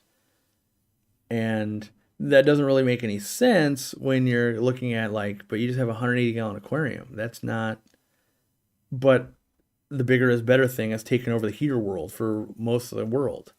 So it's like, oh, that's weird. Yeah, only $150 for the 4-foot light. I'll take 6. That's right. Part of it is, I'm not. We for this light and the amount of light it puts out and the warranty and everything, we could have charged a lot more, and then our return on that 180 grand would be amazing. But my goal with this light was to make the best light that's affordable. It's not cheap, but affordable, long-lasting, and would put it in the stores where they're making some money, as opposed to a lot of the light options they have right now where, it's like, how much, like the profit margins aren't great on a lot of the name brand lights right now. And so when you have a store that's trying to sell customer fish and do a good job and pay living wages and doing all these things, and they've got an expensive light where they don't make very much money, maybe they make 20%, and trying to convince a customer to buy that when they could buy a light on Amazon for $30, right? And so one of the best tools I can do is bring the price down of this good light, promote it really well, make sure they're making more than 20%, they're making a decent margin, and then that will help keep these stores afloat, myself included. That's the goal. Does the light have any 24 settings? Nope, it does not. That basically, the more features you add, the more money this light would cost. So I could have made a light that will do all of the things, and then you pretty much have a flue ball light. I mean, you could make it do more things with flue ball, more par. You could make it have more settings. But part of something like an app costs a ton of money to maintain, unless you're going to be flue ball and just never maintain it. And I, as a business owner, don't want to be that of like, let it sit broken until it absolutely breaks and then just patch it enough to work again. But I also don't want to be, I have to pay a developer every time we release a new light, or not new light, but new phone comes out, new iOS, new this, new that. Somehow it broke it on this phone. All of those things. We learned that lesson from flue ball lights in our customer service team of like, wow, there are so many people that have a challenge just like working with Bluetooth and everything in general.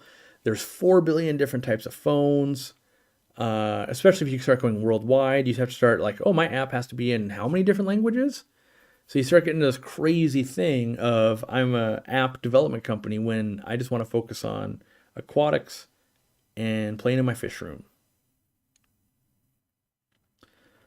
Co-op light's at least $100 less than the flue ball. It's like 40% cheaper.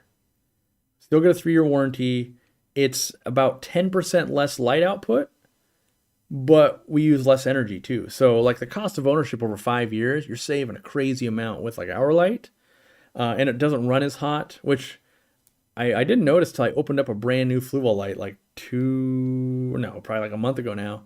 They actually put a warning on the light now that it gets so hot it can burn you, which is needed because I have not burned myself, but it's been hot enough to be like, whoa, that's hot. You know, when it catches you right on the underside of your arm when you're reaching to like reach a hang on back or something. So those were the things that I was worried about. Not worried, that's not the right word. Conscious about. Like I didn't want to have it be too hot. There's other light manufacturers in the past where the ballast would get so hot they would melt carpet and things like that. So all of these things where I'm like, the gray area where it's like, it's technically not wrong, but on some level, it getting that hot can't be good, right? I wanted to solve those gray areas of like, yeah, I don't want to be worried about it though.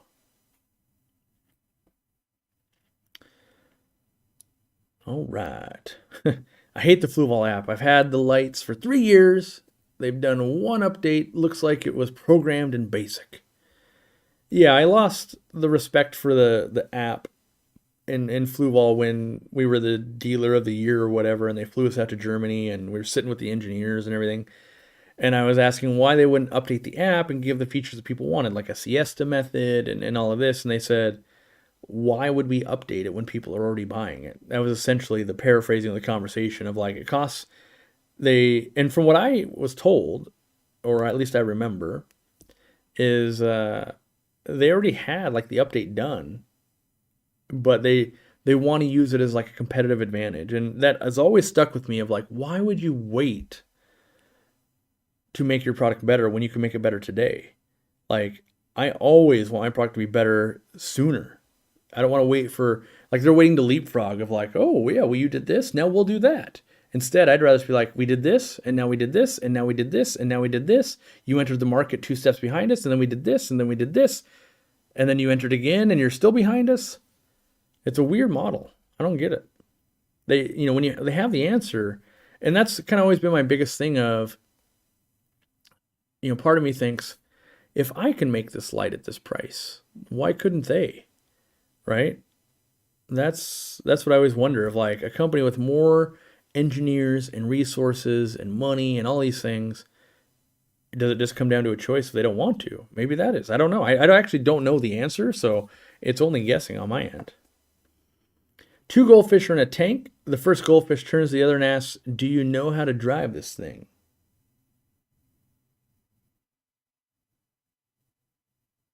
Awkward silence. All right. Do we ship to Saudi Arabia? We don't, unfortunately. Only in the United States for us. We do have a partner shipping in Canada. Hopefully someday we'll be shipping to you. What par levels does it put out? Are the LEDs passively cooled or with fans? We do not cool with fans because those always turn into a high-pitched thing that drive me nuts. They are passively cooled. We did increase the thickness of the aluminum and everything, which raised the price a little bit, but made it better. We also use higher quality LEDs, which allowed us to not use as much energy, which is what creates the heat. They're more efficient. And as far as par levels, I did a whole video because the problem with par levels is there's so many things that affect it. Are we talking with a glass top or without a glass top? Is it a clean glass top or not? And then how high? I can say that, like, the tank that you've seen where I'm growing pearlweed, for instance, injecting CO2, it's enough par that it is doing that no problem at 24 inches tall. So this light is meant to be easy and handle most people's situations. Now, if you have an 800-gallon tank like me, you might have to use a couple extra lights if you're going to try and do it as a high-end Planet tank, which my hat's off to you already, but there will be a video coming out, and then at some point we'll put out some more par, I'm going to call it like a chart, but I went through this with someone else in the comments. it's nearly impossible to do a good job at it. And but some info is better than no info, and I'm trying to figure out a way to like crowdsource or the chart that we would make. I think when I was explaining it to the person, to do it right, there's like 8,000 data points, which is just like unusable to the average human. Whereas if we could find something more tangible of like, look, it's this common size tank and this common size tank and this common size tank, and then it's growing this. Like I think that's going to be more useful to, because you got to remember my target customer is you've been in the hobby for a little bit, you're ready to move on beyond a chain store, beyond that Petco, PetSmart, Big Owls type of thing. That's that level. So you probably don't own a par meter. You're probably not even really quite sure what pure and par is, right? You might understand lumens a little bit because your house light bulbs put out lumens. And so we're trying to, bridge that gap. Does the light work well for aquascape tanks? Yeah, it will do that no problem. So ours is, it's dimmable. In my opinion, it's going to be too much light for most people and they'll want to dim it down. Just like the Fluvault light was at full capacity on most tanks, it's too much light. But as a community, we'll come together and we'll learn what works. Like I like to work it at 30% for cryptocoryns and anubias. I like to work it at 50% on a 40 breeder for these plants. Oh, on a 24-inch tank, I run it at full blast for these. And part of it is there's a lot of education going, well, why would I not want to run it at full blast? Well, what would this, when we talk about low light, high light, medium light plants, we got to get on the same page. I did a poll of what do you consider to be high light? And, some people are responding 500 par plus. It's like 500 par would be, it's an insane amount. Like that's stony corals in salt water. And then there's some people that say 40 and 50 and 60 and 70 and 200. And so if we can get a baseline, we can then, if everyone's not using the same terms, really hard to talk about something. So we'll work on establishing that first. My glass tops grow some amazing science experiments underside right above the sponge filter. That's the truth. Me too. I grow a lot of algae and stuff. I would stay away from putting shrimp with angels. Yeah. That's some general safe wisdom. Again, all depends on density, temperatures. Anything can be done, I believe.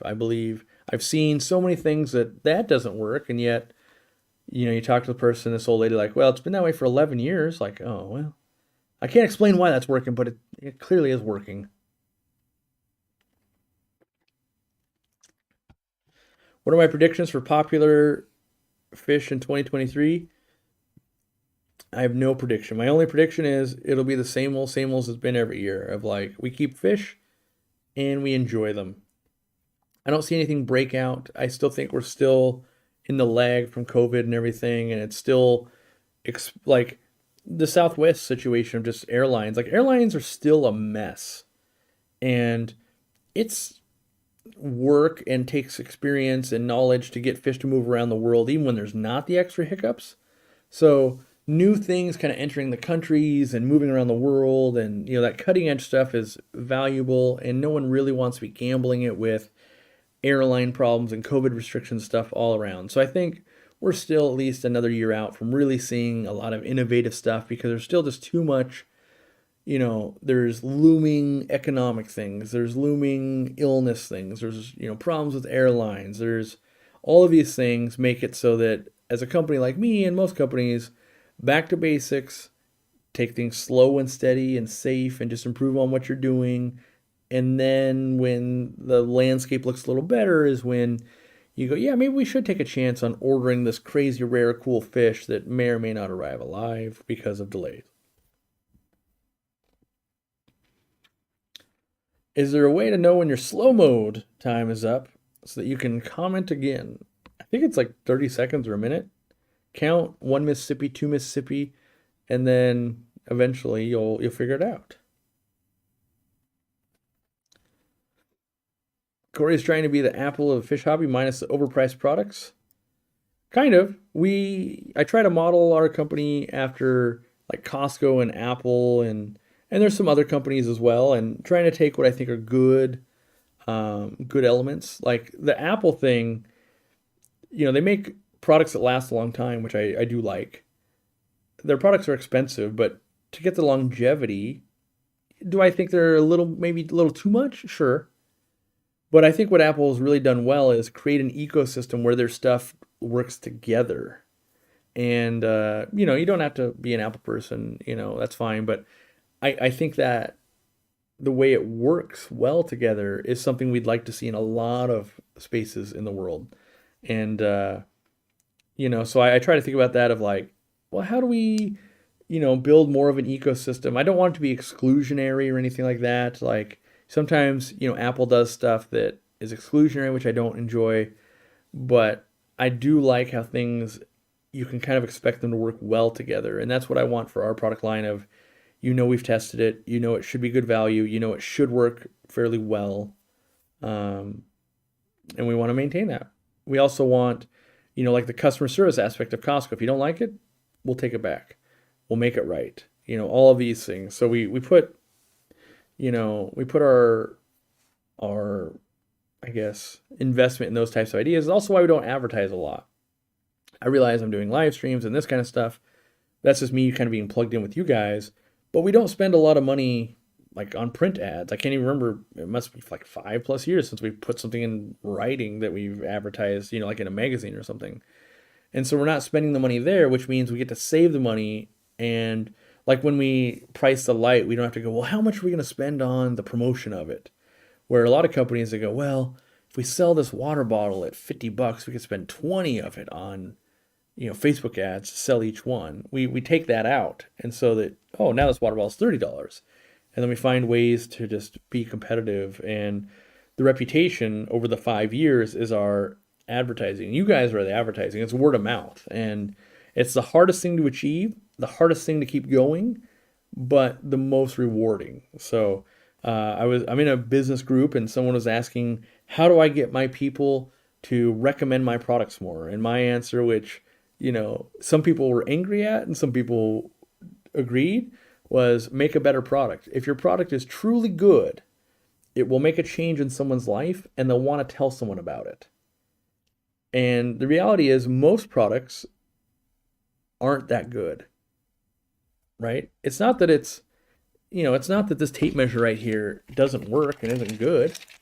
It's that there's nothing about it that has changed the way in which I use a tape measure that I'm going to go tell you guys or someone else, like, you need to buy this made in China tape measure. I think we got it for free. I don't even know where it came from. And it doesn't hold it, even though I put the thing, it doesn't hold it, right? It kind of goes back in still, even with the stop. I'm never going to talk about this. But if I had a product that, wow, this really, I'm using it every day, and I sold one of these on a live stream, right? Someone bought one for their family because I was like, yeah, it's actually pretty cool. I like it. It's not game changing, but when you truly get a game changing product, something that really you're using daily, and you're going, wow, this is great. You tell people about it. And that's what we try to do, is like how, we know that this coin is never going to be a game-changing thing. It's just something that's fun. But there are products where like, we need to make this so good that people will just naturally want to recommend this. That's our Easy Green. That's our air pumps that are out of stock. There's things that we know that if people understand the product and they like it, it will work. So, not to mention the amount of Hokas I've sold, those shoes. I know. I made a decision there. I did not sign up for their influencer program because I didn't want to taint. I didn't want you guys to think like I'm only recommending Hoka shoes because I get paid. Even though I probably would have got a bunch of pairs of shoes for free. But, I want you guys to buy our stuff. Obviously, it's in my best interest to make a good product because I got to sell it and I got to stand behind it. So.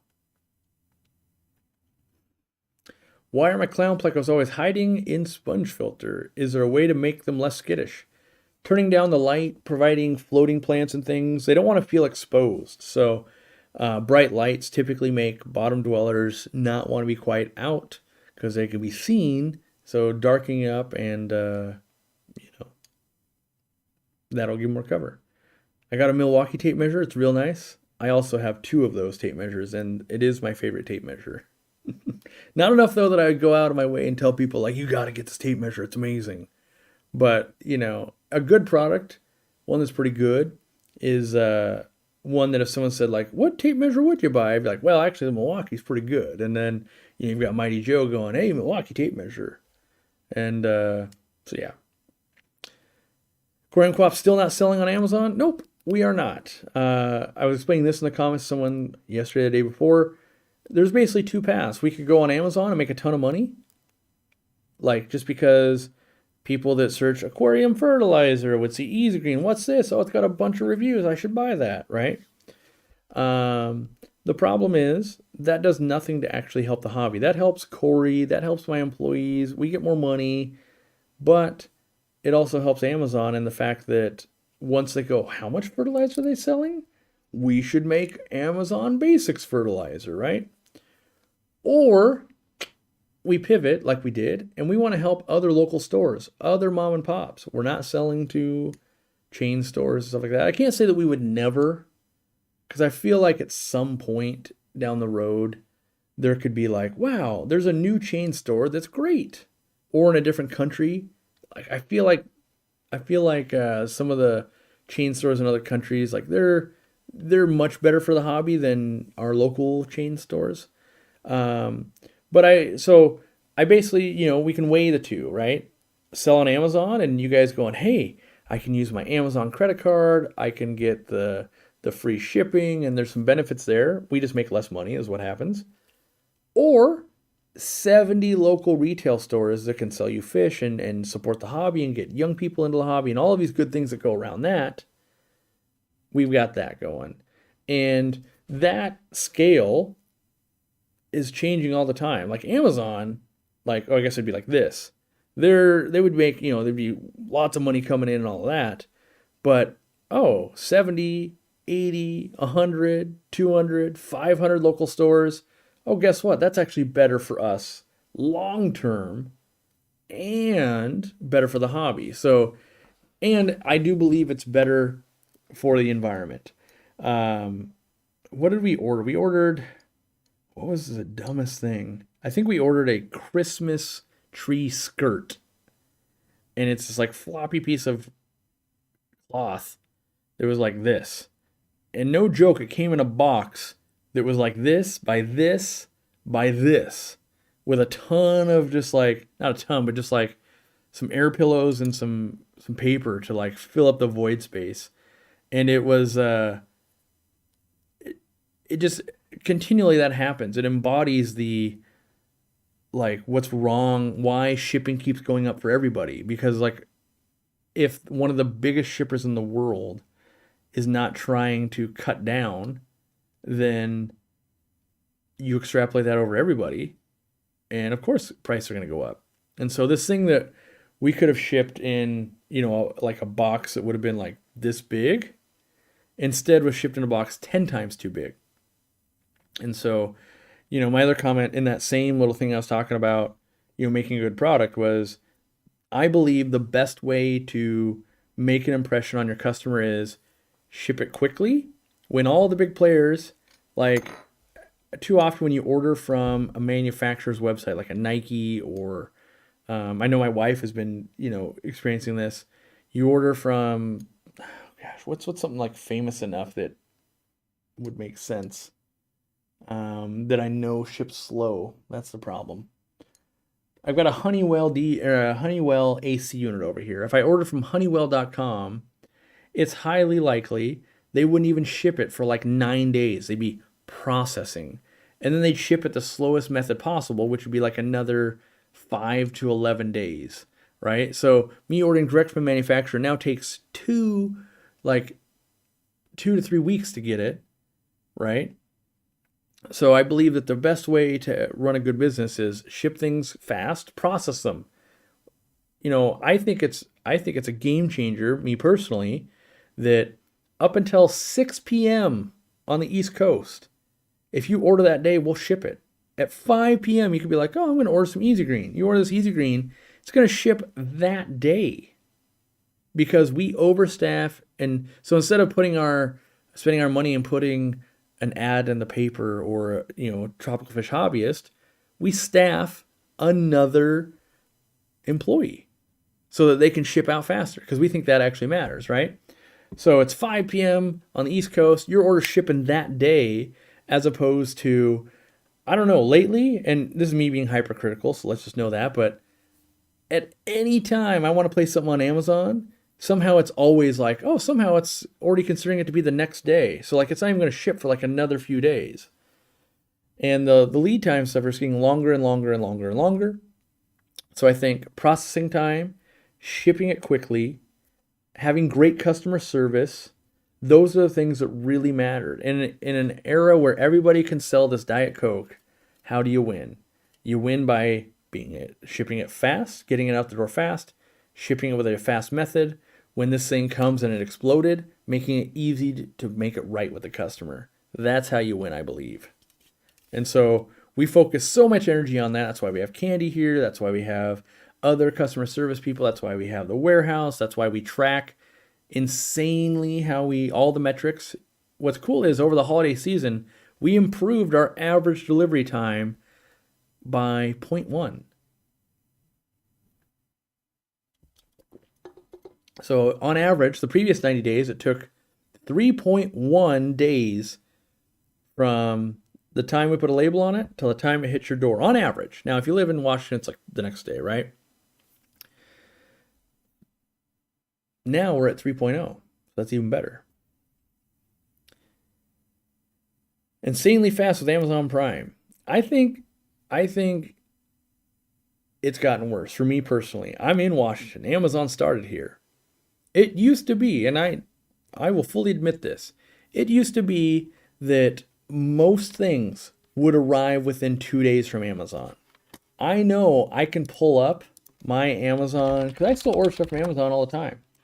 I realize that I'm fueling the beast that will fight me, I realize that. I've got some dog food, right? I ordered it last night. It says arriving January 8th. That's not 2-day shipping, right? I ordered a sound bar for the studio so I could watch some movies with Steamfod Aquatics. Arriving January 10th.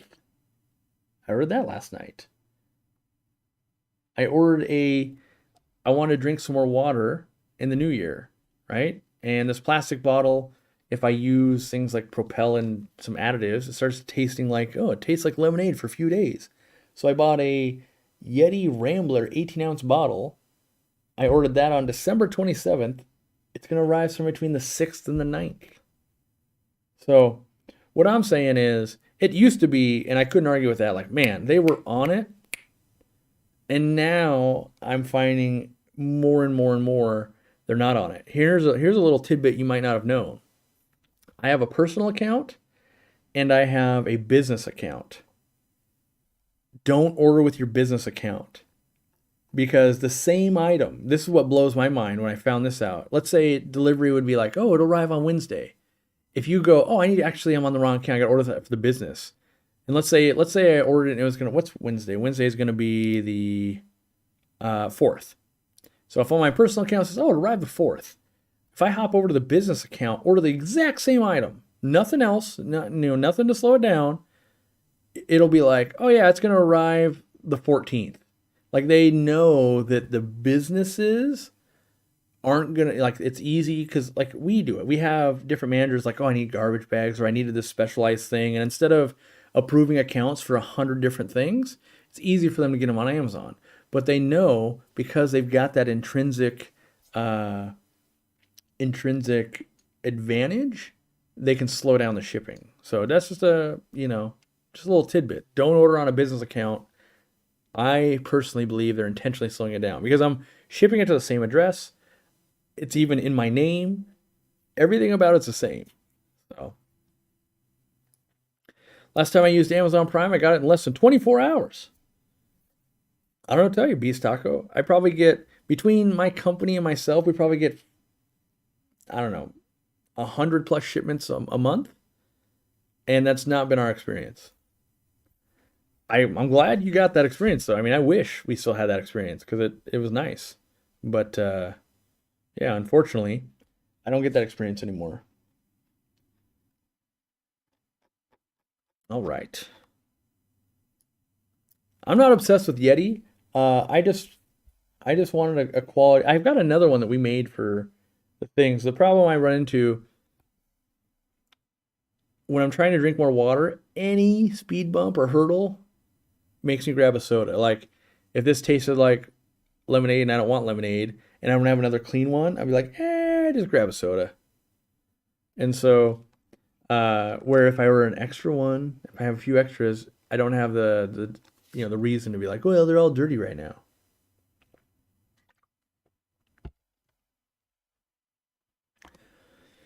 Thank you for replacing a heater that was making boiling noises so quickly. Definitely gained a lifelong customer with your customer service. That's our only goal. Our only goal is when something goes wrong, and stuff will go wrong. You can't sell, like we can't sell, what's a good example? How many heaters have we sold? Give information to our competitors here. How many heaters have we sold? Wouldn't this be embarrassing if it said like 7? You sold 7 heaters. Like what? That's it? When you sell, in the last 90 days, how many heaters have we sold? We've sold, we sold 4,271 heaters. For sure, there are going to be things like if 0.5% were faulty somehow, of like, oh, they got beat up in transit, or they slight manufacturing defect, or what was the number? 4,271 times 0.005.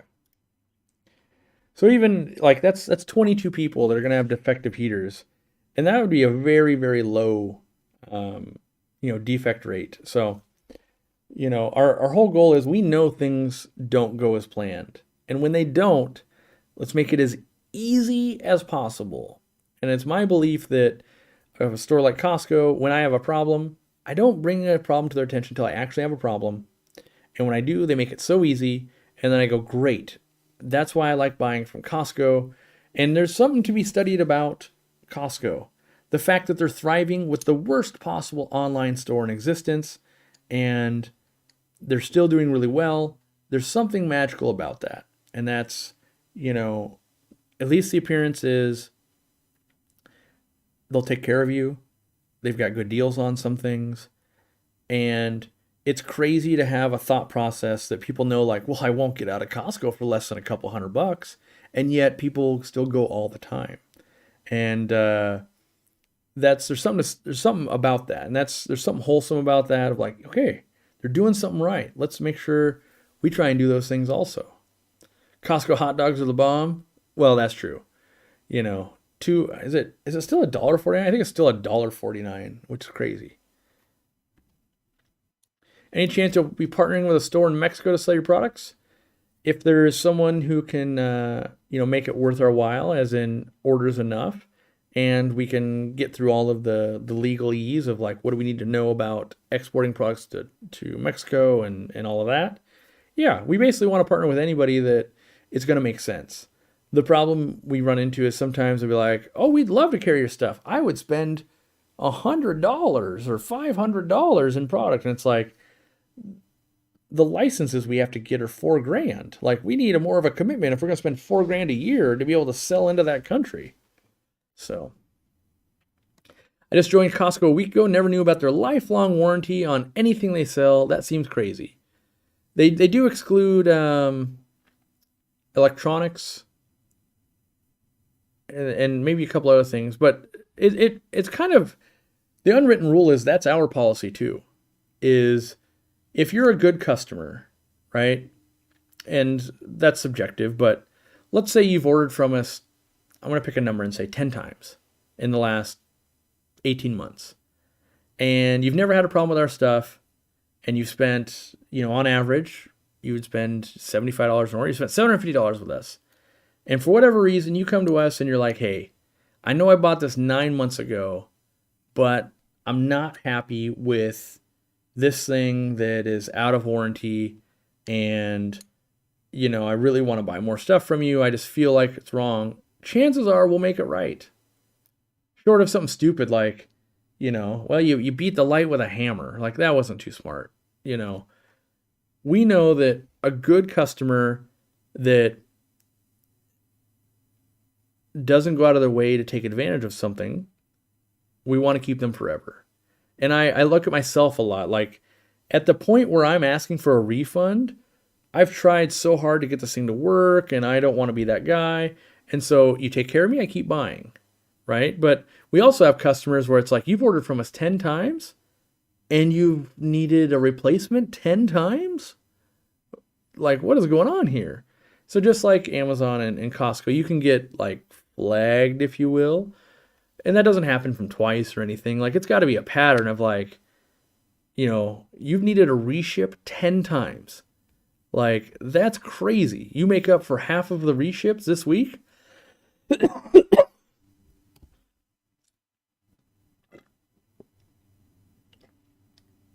Yeah, Costco had to exclude electronics because people like my dad would trade in his TV for credit every 2 years and get a nicer TV. Yeah, there's, if you're part of like the Costco Reddit and stuff, there's people that will buy a lawnmower and return it after the season every year. Those clear outliers, and I say clear, that it's one thing when, like, I had a lawnmower legitimately break, and Costco and Home Depot did me wrong, right? But then there's like, okay, it's 2 years in a row that you returned your lawnmower after summer. That's a pattern. You flag the account, and next time they buy a lawnmower, you let them know, hey, we're not going to let you return lawnmowers anymore. And it's that minority. Let's say there's 2% of the population that would like, well, the rules say I could do it. And then there's the 98% of humanity that are like, just because it's not written in stone that it's wrong doesn't make it right. And so we really want to make sure that we're, that 98% that want to be good humans, just like we do. We want to take care of them 110%. And so we don't want to let the 2% drag us down. And that's all we're trying to do. And every once in a while we judge something wrong, and we're not perfect, but we really try to bridge that gap and extend they're reaching out to us. They must have a legitimate problem. Let's make sure it's an actual problem and not just a misunderstanding, or they didn't know how to use the product. Like, yeah. Let's see here. Costco makes these little 2-step plastic stools that the farm cannot function without. No Costco in ND, so whenever someone goes out of the state, we make them grab them. Yeah, I mean, there's a decent amount of stuff. I will say one of the things that I really enjoyed when I went to Hawaii, we went to a Costco. And when things were very expensive at the normal stores, Costco had the same price. And it really built more loyalty into me of like, every time I travel, if we have a condo or something, I'm going to go there because they had the same price. They use their buying power. And even though they know they could have raised the price because everybody else has the price more expensive, they didn't. And that built even more loyalty into me. So I do love Costco. Maybe it changes tomorrow. Maybe they do something horrible, but Costco has been very good to my family over the last most of my life, really. And so I want to hopefully become that type of company for you guys, where you go, you know what? They're not the cheapest, but they've always made it right. And that's all we're trying to do. We never want to leave someone with, they've done something so horrible. We'd rather just be like, yep, we can't work with you. Here's your money back. Good luck. So, and with that, I got to go. I got to go to Grandma's house, which is, I'll be passing by a couple of Costco's to get there. Sunday night, dinner with Grandma. That's how 2023 is going. So hopefully you enjoyed. Hopefully all your tanks are now clean. Hopefully you're counting your pennies and stacking them up so that you can buy all of our lights when they come out. If not, buy all of our other stuff. And can you randomly turn around slowly in your chair mid-chat? I feel like I already kind of swing it too much as it is. So we'll see you next time. If you have any problems, email us. We'll try and, get everything sorted out for you.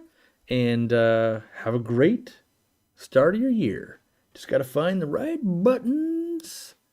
Where do we hide them buttons? Oh, right here.